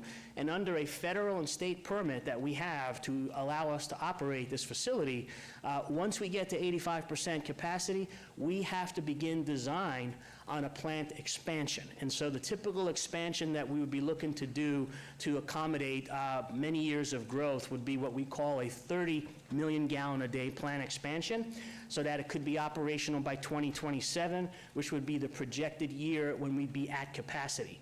What I want to point out is that's not a low-cost investment. It's about $100 million to add 30 million gallons a day capacity to that plant. And the key takeaway here is that plant capacity expansion, the design and construction of it, will also be captured in the current sewer rate study that we're working on. So again, just want you to be aware from that side of the house, significant infrastructure investment is coming down the line. I want to shift gears from sewer to our park and area lighting. So Public Works maintains all of the lights that are used in our parks as well as in parking lots throughout the city. And a couple of quick little snapshots for you. The part of the parks that's the highest maintenance for our staff is the lighting for the fields. So we have about 70 flat fields that are, we call them flat fields, that are lighted, and those are the soccer, football, and lacrosse fields. We have about 45 baseball fields and lots of other sports courts, and then other courts. And then throughout the parks where you have pathways, there's what's called the area lighting that guides you to your destination throughout the park. The average cost to convert a flat field that has the old technology street lighting known as metal halide fixtures is about $150,000 per field, and that is to take a metal halide fixture, which only lasts 2 to 4 years, burns out and staff has to go out and replace them, versus an LED, which is the current state of art. All of our new parks are going with LED across the country. They've improved immeasurably. they last 8 to 10 years. So they have superior customer reliability. And when it comes to fields, the most important thing is that the customers, whether it's our citizens trying to enjoy the field or teams that have scheduled to use them, that those lights are all working. Otherwise, the game is not as enjoyable. And so what we want to do is work towards converting some of our older fields from the metal halide to the LED. We'll get a power savings, we'll get a labor savings, which we won't have to be changing them as often. And this past fiscal year 20, we've allocated through a CIP project $300,000 to do a pilot because the LED technology really was just coming into where it's ready to go. So we're going to do 2 fields. And the way we work to address the fields is we work with our Parks and Recreation Department to find out what fields are the highest usage so that they'll have that reliability built in when we do this conversion. So that's what we have on the books for fiscal year 20. I'll have that completed before the end of the fiscal year. And for FY 21, we'll be requesting through the CIP process $900,000 so that we could do 6 more fields. The next major asset to point out is our roadway lighting. This is a huge asset that Public Works maintains. We've got about 55,000 streetlights across the city. A couple things I want to point out. Back in 2011, we were early adopters of first-generation LED lights. They had a lot of controversy when they first went out. Those lights came with a 10-year warranty from GE. They've been very, very reliable. But 2011, they're going to be running out of warranty soon, so we don't know if they're going to have a quick failure rate come that 10-year period or if they may last longer. But that's an asset that's going to need some funding to take care of as those warranties run out. The one set of lighting that we never got around to converting to LED was what we call decorative fixtures. We have 11,000 decorative fixtures. They're mostly in Summerlin, in the town center area in the northwest, and then downtown we have decorative fixtures. The reason why we never converted them is because they're smaller market fixtures. The price was so high when LEDs first started coming out. Now the price has come down to where we can do a conversion for about $1,000 or $1,400 per fixture. And so this fiscal year, we have programmed $1.5 million for doing conversions of the decorative fixtures. And how do we prioritize them, you might ask? Well, our first priority is those high volume, high speed traffic corridors, collectors and arterials. So we're going to upgrade the lighting on those corridors, about 1,200 lights that we're going to do with this year's allocation. For fiscal year 21, we'd like to continue that program. So the way we would organize it would be $500,000 straight from our motor vehicle fuel tax, and then $1 million through the CIP process that we would put in a request for. Additionally, periodically, the federal government and the state government sometimes offers an energy savings loan program where they'll lend us money at a very low interest rate to advance those conversions, and then we pay it off over time through a bond. So again, just wanted to let you know where we stand on streetlights. Last column that I have is traffic signals and flashers. We've got about a little over 600 traffic signals. Just today in our agenda, we approved a contract for 6 new traffic signals in the Northwest, and there'll be 20 signals under construction throughout 2020, new ones. So this is an asset that's constantly being added. We also have a lot of school flashers, pedestrian flashers, and fire station signals. Just to give you kind of a snapshot of our infrastructure, our oldest traffic signal still in operation is at Las Vegas Boulevard and Gas. That signal was built in 1965. It is beyond its useful life. We've been holding it together kind of with Band-Aids because it's being fully replaced with our Las Vegas Boulevard project. So the way we've been addressing our infrastructure on signals is with RTC jobs like Las Vegas Boulevard, all those old signals will be removed, fully replaced.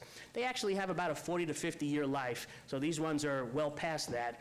And then we also have a brand new allocation thanks to the fuel revenue indexing passing where $750,000 per year we're going to use specifically towards maintenance of the traffic signals that you see. And with that, that's our presentation. Yes, Mayor. What happens with the 38, what was it, that was given by Cisco to combine the traffic lights and do more technology with them? But looking to the future, I can't understand why every police car and fire and the rescue can't control all the lights as they go through to make 4-way. Have we got that in the budget? I mean, they should all go red. As soon as they approach, they should go red. Everybody stops. Great questions, Mayor. Actually, two of them you addressed. One was the Cisco grant that we're getting with Michael Sherwood's assistance, and that's going to be a technology addition to our existing traffic signal system that's going to allow us to capture additional data on the operations of the signal throughout the day, how it's addressing pedestrian activities, bicycle connection, transit connection. It's going to give us a whole bunch of operational data that's going to really help us fine-tune the way some of the signals operate. So we're looking forward to the new information that tool is going to provide us. And then as it relates to the fire station signals, we have what's called a fire preemption system. So when there's an emergency response that's underway, the fire trucks are equipped with a device that will turn the lights in their favor, stop traffic that's in conflict, and give them the green. And so periodically there are some devices that fail, and so we again work very closely with fire department's team. A fire captain from a station will say, hey, I was driving down Charleston and the signal at Torrey Pines didn't preempt. So we can very quickly, Mayor, address those when we find them, and that's something that we work with really on a daily basis if that need comes in. Right, and we love that it's synchronized. Thank you. Thanks. Any comments, questions? Yes, Councilwoman Diaz. Thank you, Madam Mayor. Mr. Jensen, a lot of people obviously are inconvenienced when we're tearing up the streets and we're doing upgrades to improve our drainage system, our sewer system. And one question I get that I don't know the answer to that hopefully you can shed light on is they're saying, are we widening the capacity of the load through those lines? Are we increasing what they can handle? That comes to mind now that it's been raining a bit, and we usually get a little bit of flooding off of Eastern, basically Searles south to about Stewart. It gets really, really flooded in that area, and so I'm just trying to see if you can connect the dots for me and see if, are we increasing the capacity when we're doing the work, and how diligent are we on our sewer system? Okay, so Councilwoman, a couple of questions there as you had. First off, on the eastern location, what I'll do when we get done with this meeting is I'll sit down with staff and find out what's the status of the master plan facilities for that area near Eastern and Searles. Offhand, I'm not sure if the system that's out there is what we call a 10-year flood control system or a 100-year. So the systems that really, as an example, Charleston Underpass used to always flood. It has a 100-year facility that now keeps that underpass from flooding. The system that might be at that location on Eastern Searles might be the 10-year system, so that when we have a more significant rainfall, it floods. I don't know the answer offhand, but I'll look through that and I'll get back to you on it. The second question on are we adding capacity, on most of our projects, the primary purpose is to add capacity. As an example, on the Las Vegas Boulevard project, it has a storm drain from the 50s in there. Portions of it have collapsed, portions of it are just over so many years, it's not carrying as much capacity as it used to carry. So as part of the Las Vegas Boulevard project, we're increasing the size of the pipe, we're adding more inlets. So sometimes there's not enough inlets on the corridor to capture that water. So I would say almost every project we do is an upgrade to capacity. Sometimes it's because the line is old and needs to be replaced. Sometimes it's because the line doesn't even exist. So hope that answers your question. And then maybe just the last piece was disruption to businesses and residents. David's presentation was perfect, where that new methodology that we have when we start a project to get the message out, hey, we're going to be starting construction on this date. If you see any concerns, you can reach us this way. David's team is one of the first groups that when we start a project, if something pops up, it's almost instantaneous. I think David mentioned his staff gets the request at night on the weekends, and we get it, and we can get it right out to our contractor and our construction management team to try to address it. And then we also have, on all of our projects, we have a facilitator that we have assigned to the project that is basically the person between the contractor and the city. So when a citizen or a business owner has a concern, rather than one of us kind of giving them the answer, we have that facilitator go in, get the concern, and bring it back to both of us. We try to work it out, and we really try our best to minimize the disruptions. It's just pretty hard when you have to dig the road up. There's no easy way around it, but we certainly try our best. Thank you, Mike. And if I could have another question to Mr. Walker, Madam Mayor. I appreciate that. I know that we're all having to work with the upgrades and the improvements, and I'm just thinking, forward when there might be a greater need to connect to sewer because we're developing, so just making sure that we're adding more capacity to what we have, thinking that there might be more there to serve more people. And to Mr. Walker, I just wanted to ask, because recently, actually through fabulous communication of social media, someone messaged me a concern about not having ADA access to a park in my ward, and I was wondering if we have looked at that, if we have the curbs to where someone in a wheelchair would have access to enter and exit our parks facilities, because if they're going to the park by themselves, but there's no way to get on the sidewalk, it makes that challenging, and then they need the help from somebody that's nearby. So have we thought about this, and are we Yes. entertaining looking at that? We've surveyed all of the parks, and there's been a fair amount of money spent on inside the parks, making sure they're ADA compliant, and anything that's been built since the mid-'90s should be ADA compliant, but ADA adopted in '92. With respect to our roadways, we've expanded our ADA programs, and we are proactively going out now and spending about $1.5 million a year on ramps. We're engaging a cut and grind contractor to address lifted panels. But whenever we get a concern that somebody can't get from point A to point B, we will look at it and do everything we can to get them from point A to point B. So if you'll forward that to me. If it's just a matter of ramps, it's never a problem to construct ramps. It's just a matter of schedule. Occasionally we get into a little bit of trouble, though, if there's an overhead power line or obstructions of that type. Those are a little more difficult to deal with. I'm assuming the person's having trouble getting from their house to the park. You forward that to me and I'll check the lane. And if it's just a matter of ramps, we'll have those in within a couple of months. Thank you to both. Fabulous. I mean, all I can tell you is the work that you both do, and we're so lucky, just really lucky. So thank you very much. Thank you. And happy holidays to you. Thank you. Thanks. And so now we will pick up agenda item 62, which is a report from Brad Jerbick, City Attorney, regarding an update on the purchase, sale, and assignment of the Huntridge Theater and the 4 related parcels of real property located southeast corner East Charleston and South Maryland Parkway. And again, this is in Ward 3 with Councilwoman Diaz. And hi. Good morning. Hope you had a good Thanksgiving. Pardon? Hope you had a good Thanksgiving. I did have a good Thanksgiving. I hope you all did too. So I'll be really brief this morning. Good news. The escrow opened on the Huntridge last month between J. Dapper and King George LLC, which is the Mizrachi family that owns it. The good faith money has been deposited. Jay has already been in there multiple times. He's got the keys to the building. He's been there with his architect.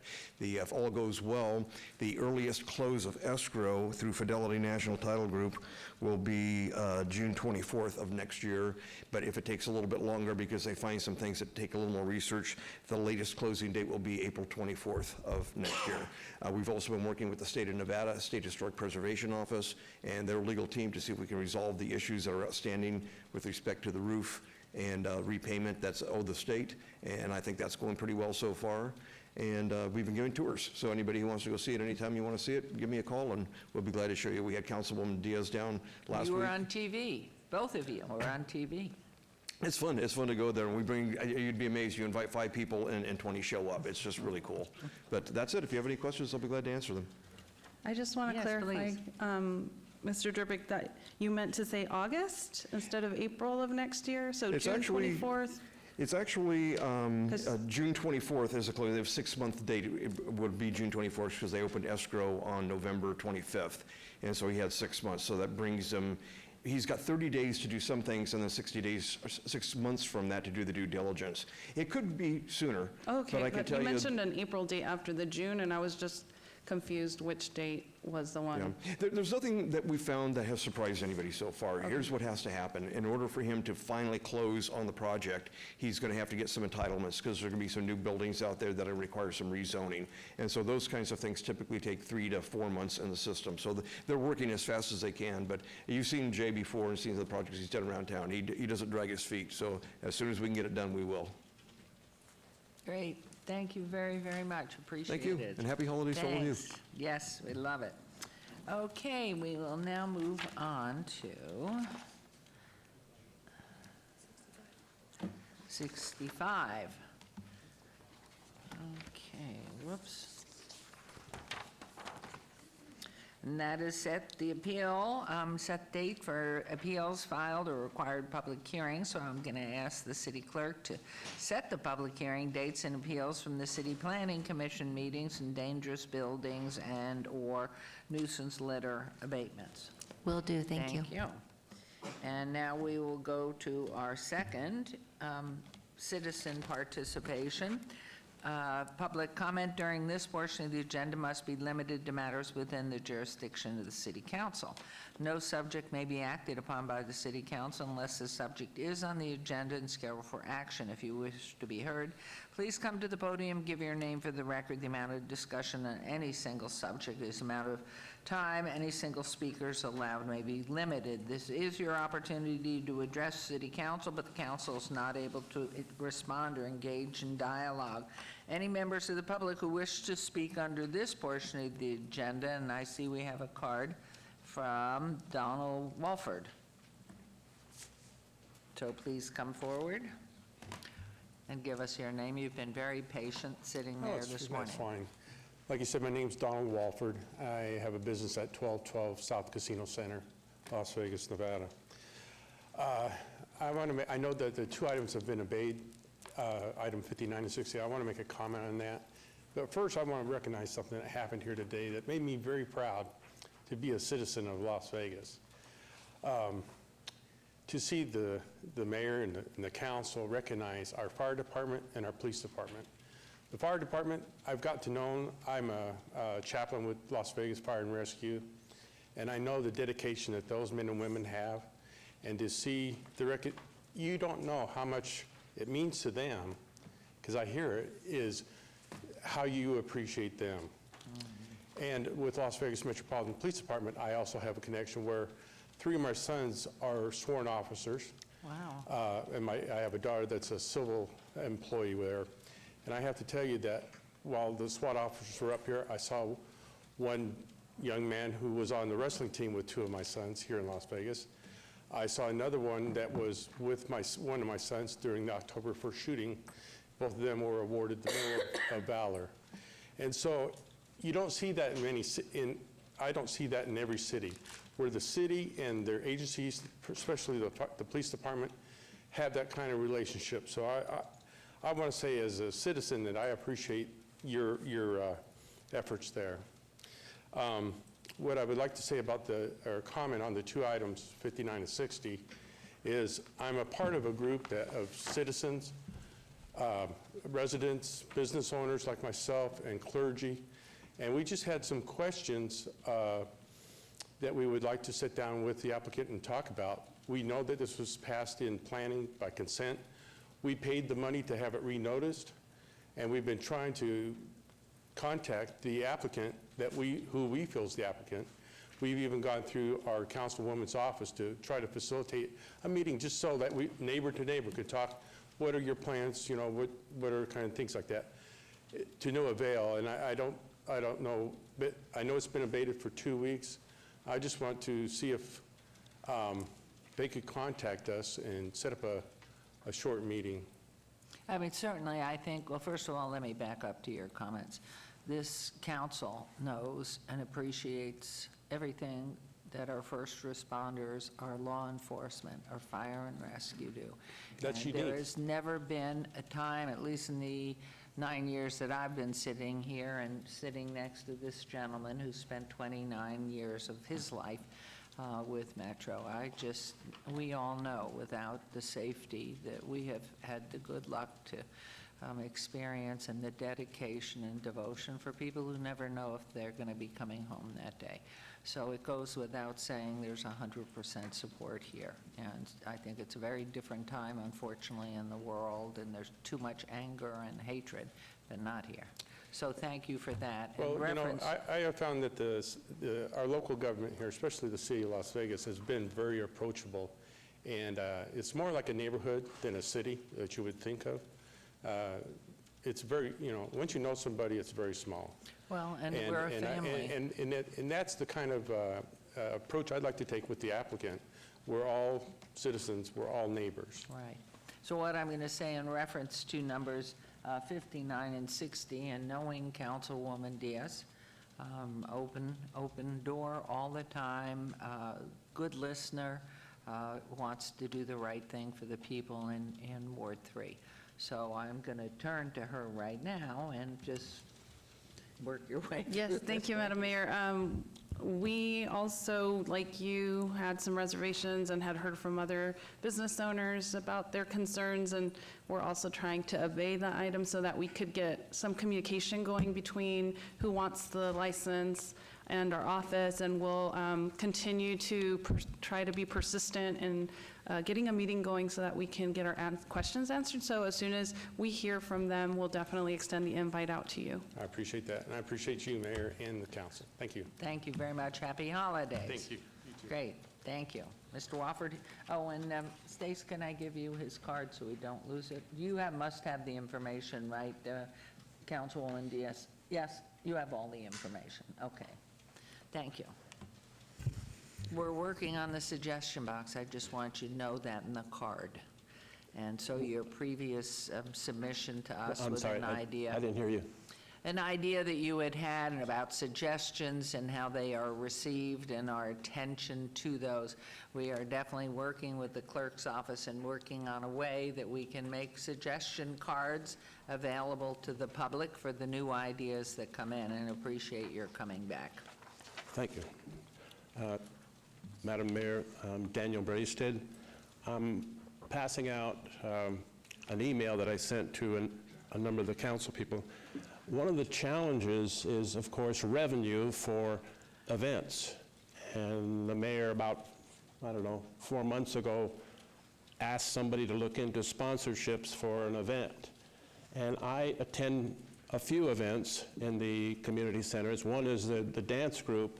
And as I mentioned here, I would like to go to them and be a sponsor for their events, and in exchange, I would be able to hang a banner in the event on the walls. And the challenge with that is you don't want nails in the walls, and you don't want some tape because it pulls the paint off, and et cetera, et cetera. And so I was recommending that you route and put a piece of corkboard, foot centers up and down, so that you could bring in the banner and just stick it, and then when you're done, you just take it home. And I think it's a source of revenue. And I've been visiting all the computer labs in the community centers, and all their walls are empty, and it'd be a great way to be able to come in and hang a banner saying, hey, these websites offer free stuff, or if my company is offering free computer training, then I would like to be able to put my banner up and get some credit. So it's just something I passed in, and if anybody had any comments or so, just let me know. My phone number's on it. Thank you. Thank you very much. Anyone else wishing to be heard? Okay, we'll close public comment, and we'll move on to agenda item 67, which is council member recognition. Whoops. And council member recognition, comments made by individual council members during this portion of the agenda will not be acted upon by the council unless this subject is on the agenda and scheduled for action. So I always know everybody has something to say, so we're going to start on the inside this time, which means we'll start with you, Councilman Anthony, and work our way out. Thank you, Mayor. I have 2 items. Let's see what comes up first. All right, so on December 13th, you can come out at 6 p.m. to the Durango Hills Community YMCA at Durango and Gowan, and enjoy a free viewing of Elf. It's open to everyone. We'll have some popcorn and some hot chocolate while supplies last. Again, it's free. Come out, bring your kids or whoever you want to bring, and you can watch this movie, and I'll be there. You can commiserate with all your neighbors. And then the second one is the Polar Express. So this is not the Polar Express movie. This is a unique experience that will be held at the Cimarron Rose Community Center at Cimarron and Ann Road. I'm not going to tell you what it is because it's going to be a surprise if you show up. You have to purchase tickets by December 6th. It's $5 a piece. There'll be 2 nights to attend. They're both the same nights, the same events on those nights, December 18th and December 19th at 6 p.m. This is going to be something that you do not want to miss. It's going to be a lot of fun. Tickets are $5, $7 the night of the event. Again, purchase your tickets before December 6th, and it'll be December 18th, 19th at the Cimarron Rose Community Center, and I will also be out there. Thank you very much. Thank you. Okay, Mayor Pro Tem. Thank you, Madam Mayor. So tonight, we have our Golden Knights game, and the game starts at 4 p.m. Pacific time. We're going to go right into our Christmas fantasy forest. I was so excited to go there last night and light up our trees. I have to tell you, our staff, our cultural affairs, Christy Garnis, we're just very lucky to have them. So Santa Claus will be there Friday, this Friday at 5 o'clock, and it's the real Santa. He's flying his sleigh in from North Pole. So meet us there Friday at 5 to take your holiday pictures with Santa.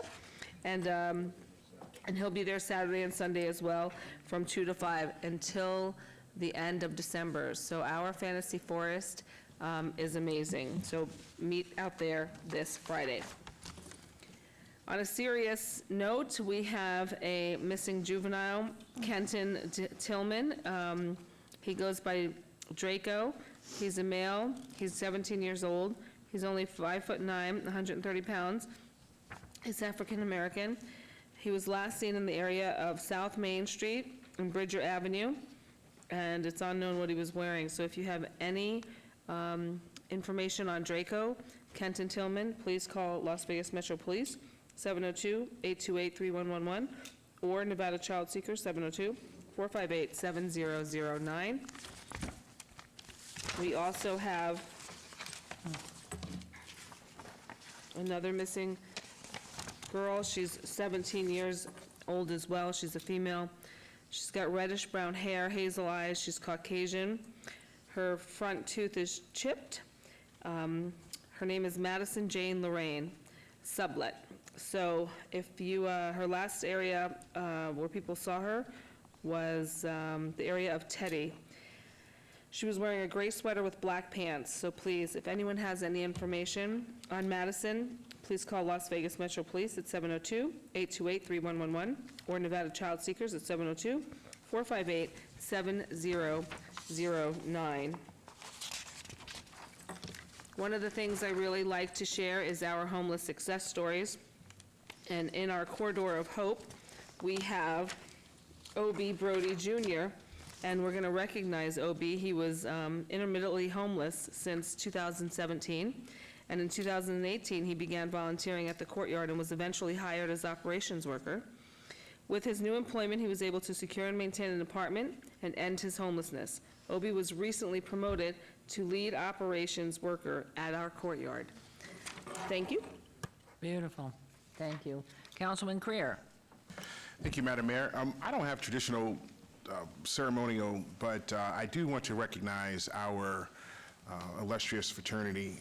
As you guys have seen them come down, today is the 113th anniversary of Alpha Phi Alpha Fraternity Incorporated, which was founded December 4th, 1906 on the campus of Cornell University. And it was established as the first African-American fraternity, intercollegiate fraternity in the world. And I just want to just take just 1 second to read a quick poem in recognition of it. And it's called To Be an Alpha Man by our fraternity brother, F.H. Woodruff. And it says, to be an alpha man means more than just to wear a pen. It requires intrinsic qualities that are developed deep within. It calls for lasting brotherhood, a word sometimes used in vain. It means an honest devotion, not anticipation of personal gain. Fraternity speaks of brotherly love. That's something to achieve. It's more than just a grip of hands, it's an ideal to conceive. You're proud to be an alpha and share your praise as one. Before you inflate yourself with pride, ask yourself honestly, how much have I done? To realize the wealth of personal satisfaction from knowing you've given your all, to have helped your cause unflatteringly when you rally to her call. To combine all these qualities and root them deep within, the product would be an alpha man deserving of his pen. So take an honest inventory of your character within, and for every virtue you find missing, try and weave it in. For a man without these virtues isn't worth a grain of sand. is plain to see. It's more than just a pen that makes an alpha man.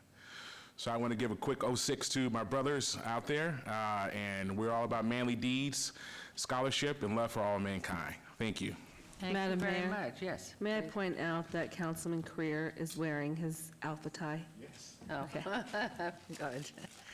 Councilman Knutson. Thank you, Mayor. I wish I had a poem now, but I'm still happy to represent the most aesthetically pleasing part of our community.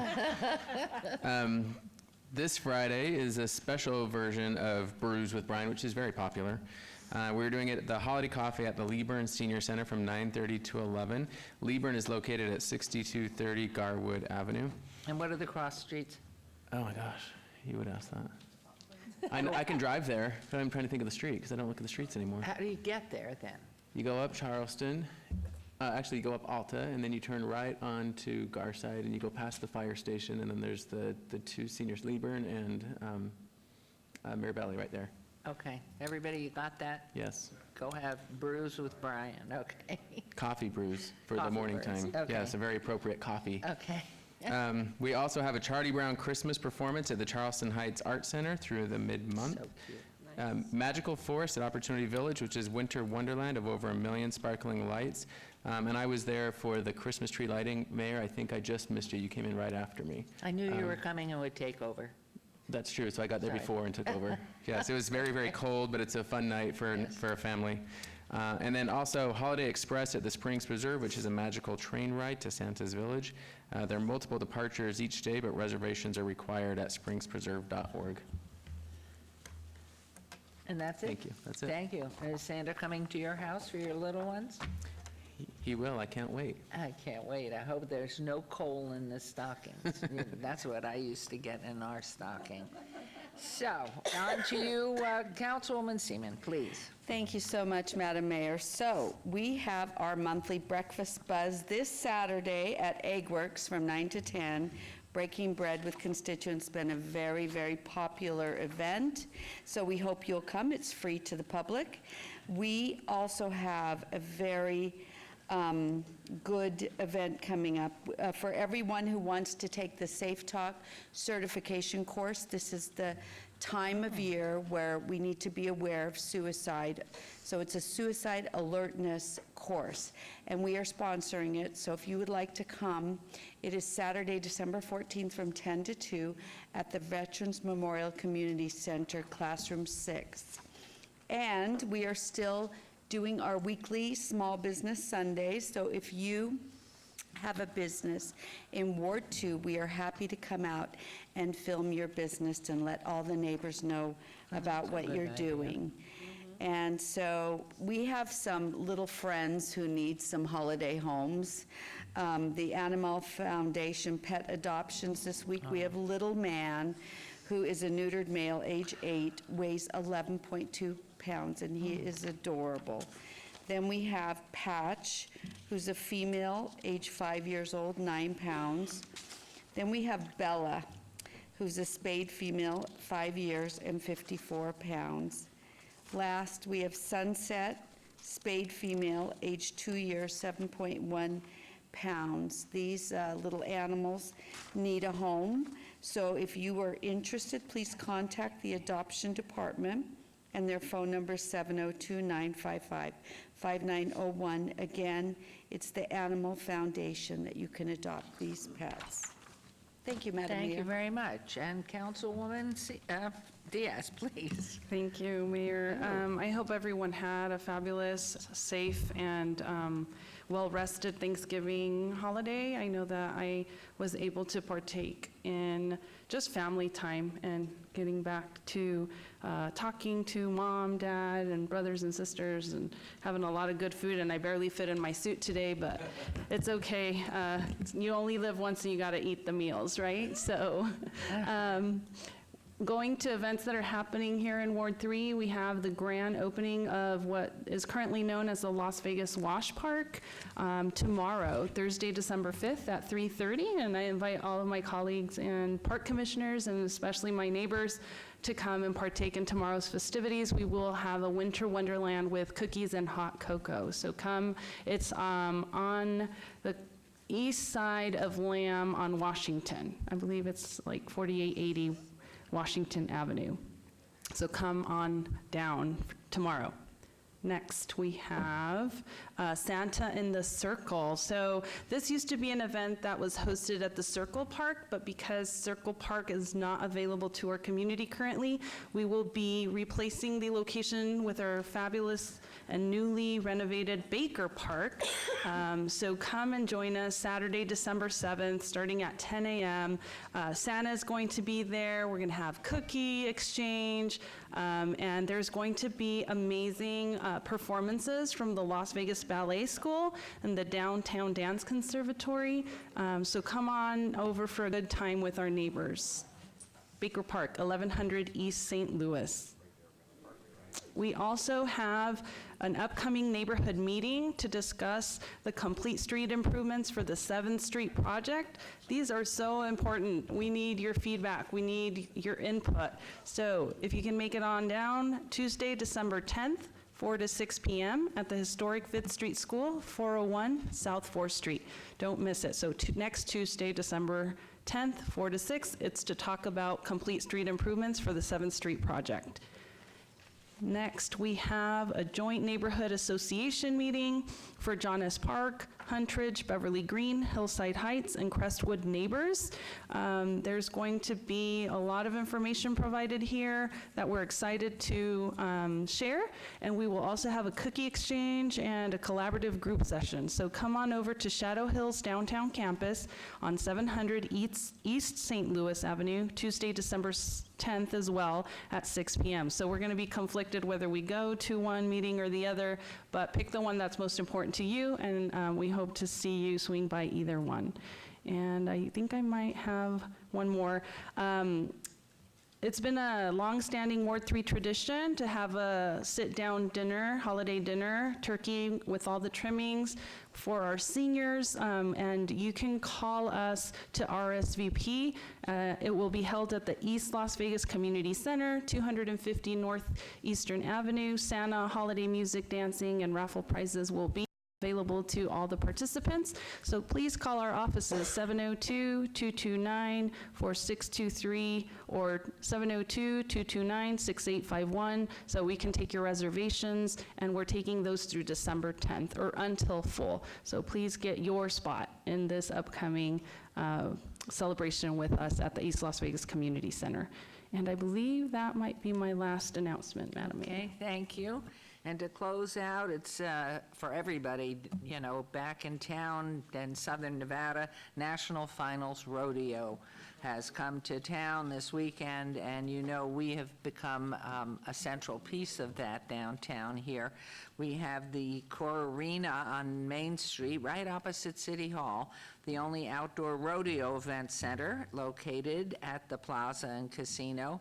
You'll see live rodeo events, a junior competition, but most of it is open to the public. So do go to the Plaza Hotel Casino.com website. You get more information there. We'll be kicking off the season on Fremont Street, and is it Saturday morning, we have the Opportunity Village Santa Run at 8 o'clock at the Fremont Street Experience. And we also have our annual tree lighting, which will take place on 3rd Street, half of which at the Fremont Street Experience, half is in Councilwoman Diaz ward, and half is in, we'll cut the tree in half, in Councilman Creer's ward. So that is December 11th at 5 p.m. We also, because I've always asked everybody, wait till the next council to do your events unless they are reserving something, a time on your calendar. We have the menorah lighting on Sunday, the December 22nd at 4:30 at the Fremont Street Experience. We have Kwanzaa being kicked off in Ward 5 in the West Las Vegas Library Saturday, the 28th of December, and that goes from 10 in the morning to 5 p.m. And I told you about the Santa Run, and let's see if there's anything else. Oh, if you're out at the airport, for heaven's sakes, look down in the baggage claim. All of the signage there has advertisement for our loop and our free bus ride downtown, and it looks fabulous. So very exciting. So everybody coming into Las Vegas knows that we're still old Vegas and we do things for free. So you can go all around Las Vegas and you can go to the premium outlets north, you can go to the hotels, the museums. It's just super. The advertisements out at the airport, I think it's the first time in a long time we've been advertising out at the airport, catching everybody coming in. So we're very excited about that. And our next city council meeting is December 18th here at 9 o'clock. And I want everybody to remember, today is the first day of the rest of your life. First day of the rest of your life. We're going into a season that really should be a giving season by all of us to help others and do wonderful things, but also a time for us to give thanks for the privileges we enjoy. And I must tell you, all of us sitting up here at this dais know that all the time we thank our city staff for the hard work and devotion and commitments they have made to make life better for everybody. So as usual, I close with thanking our law enforcement, our fire and rescue, certainly our technology, public information, who keeps us all appointed, great reports today, and our city manager, our clerk, the entire staff that make everything happen here. And to all of my colleagues on this dais, it's just great fun and always a learning experience, and so exciting to be part of this very vibrant and forward-thinking community where results are what we're about. We're just tired of watching things that don't get attended to. So thank you all, and we will see you. We're going to adjourn, and our next meeting is December 18th, Wednesday at 9 a.m. So we'll see you then. Have a happy holiday season, and thank you.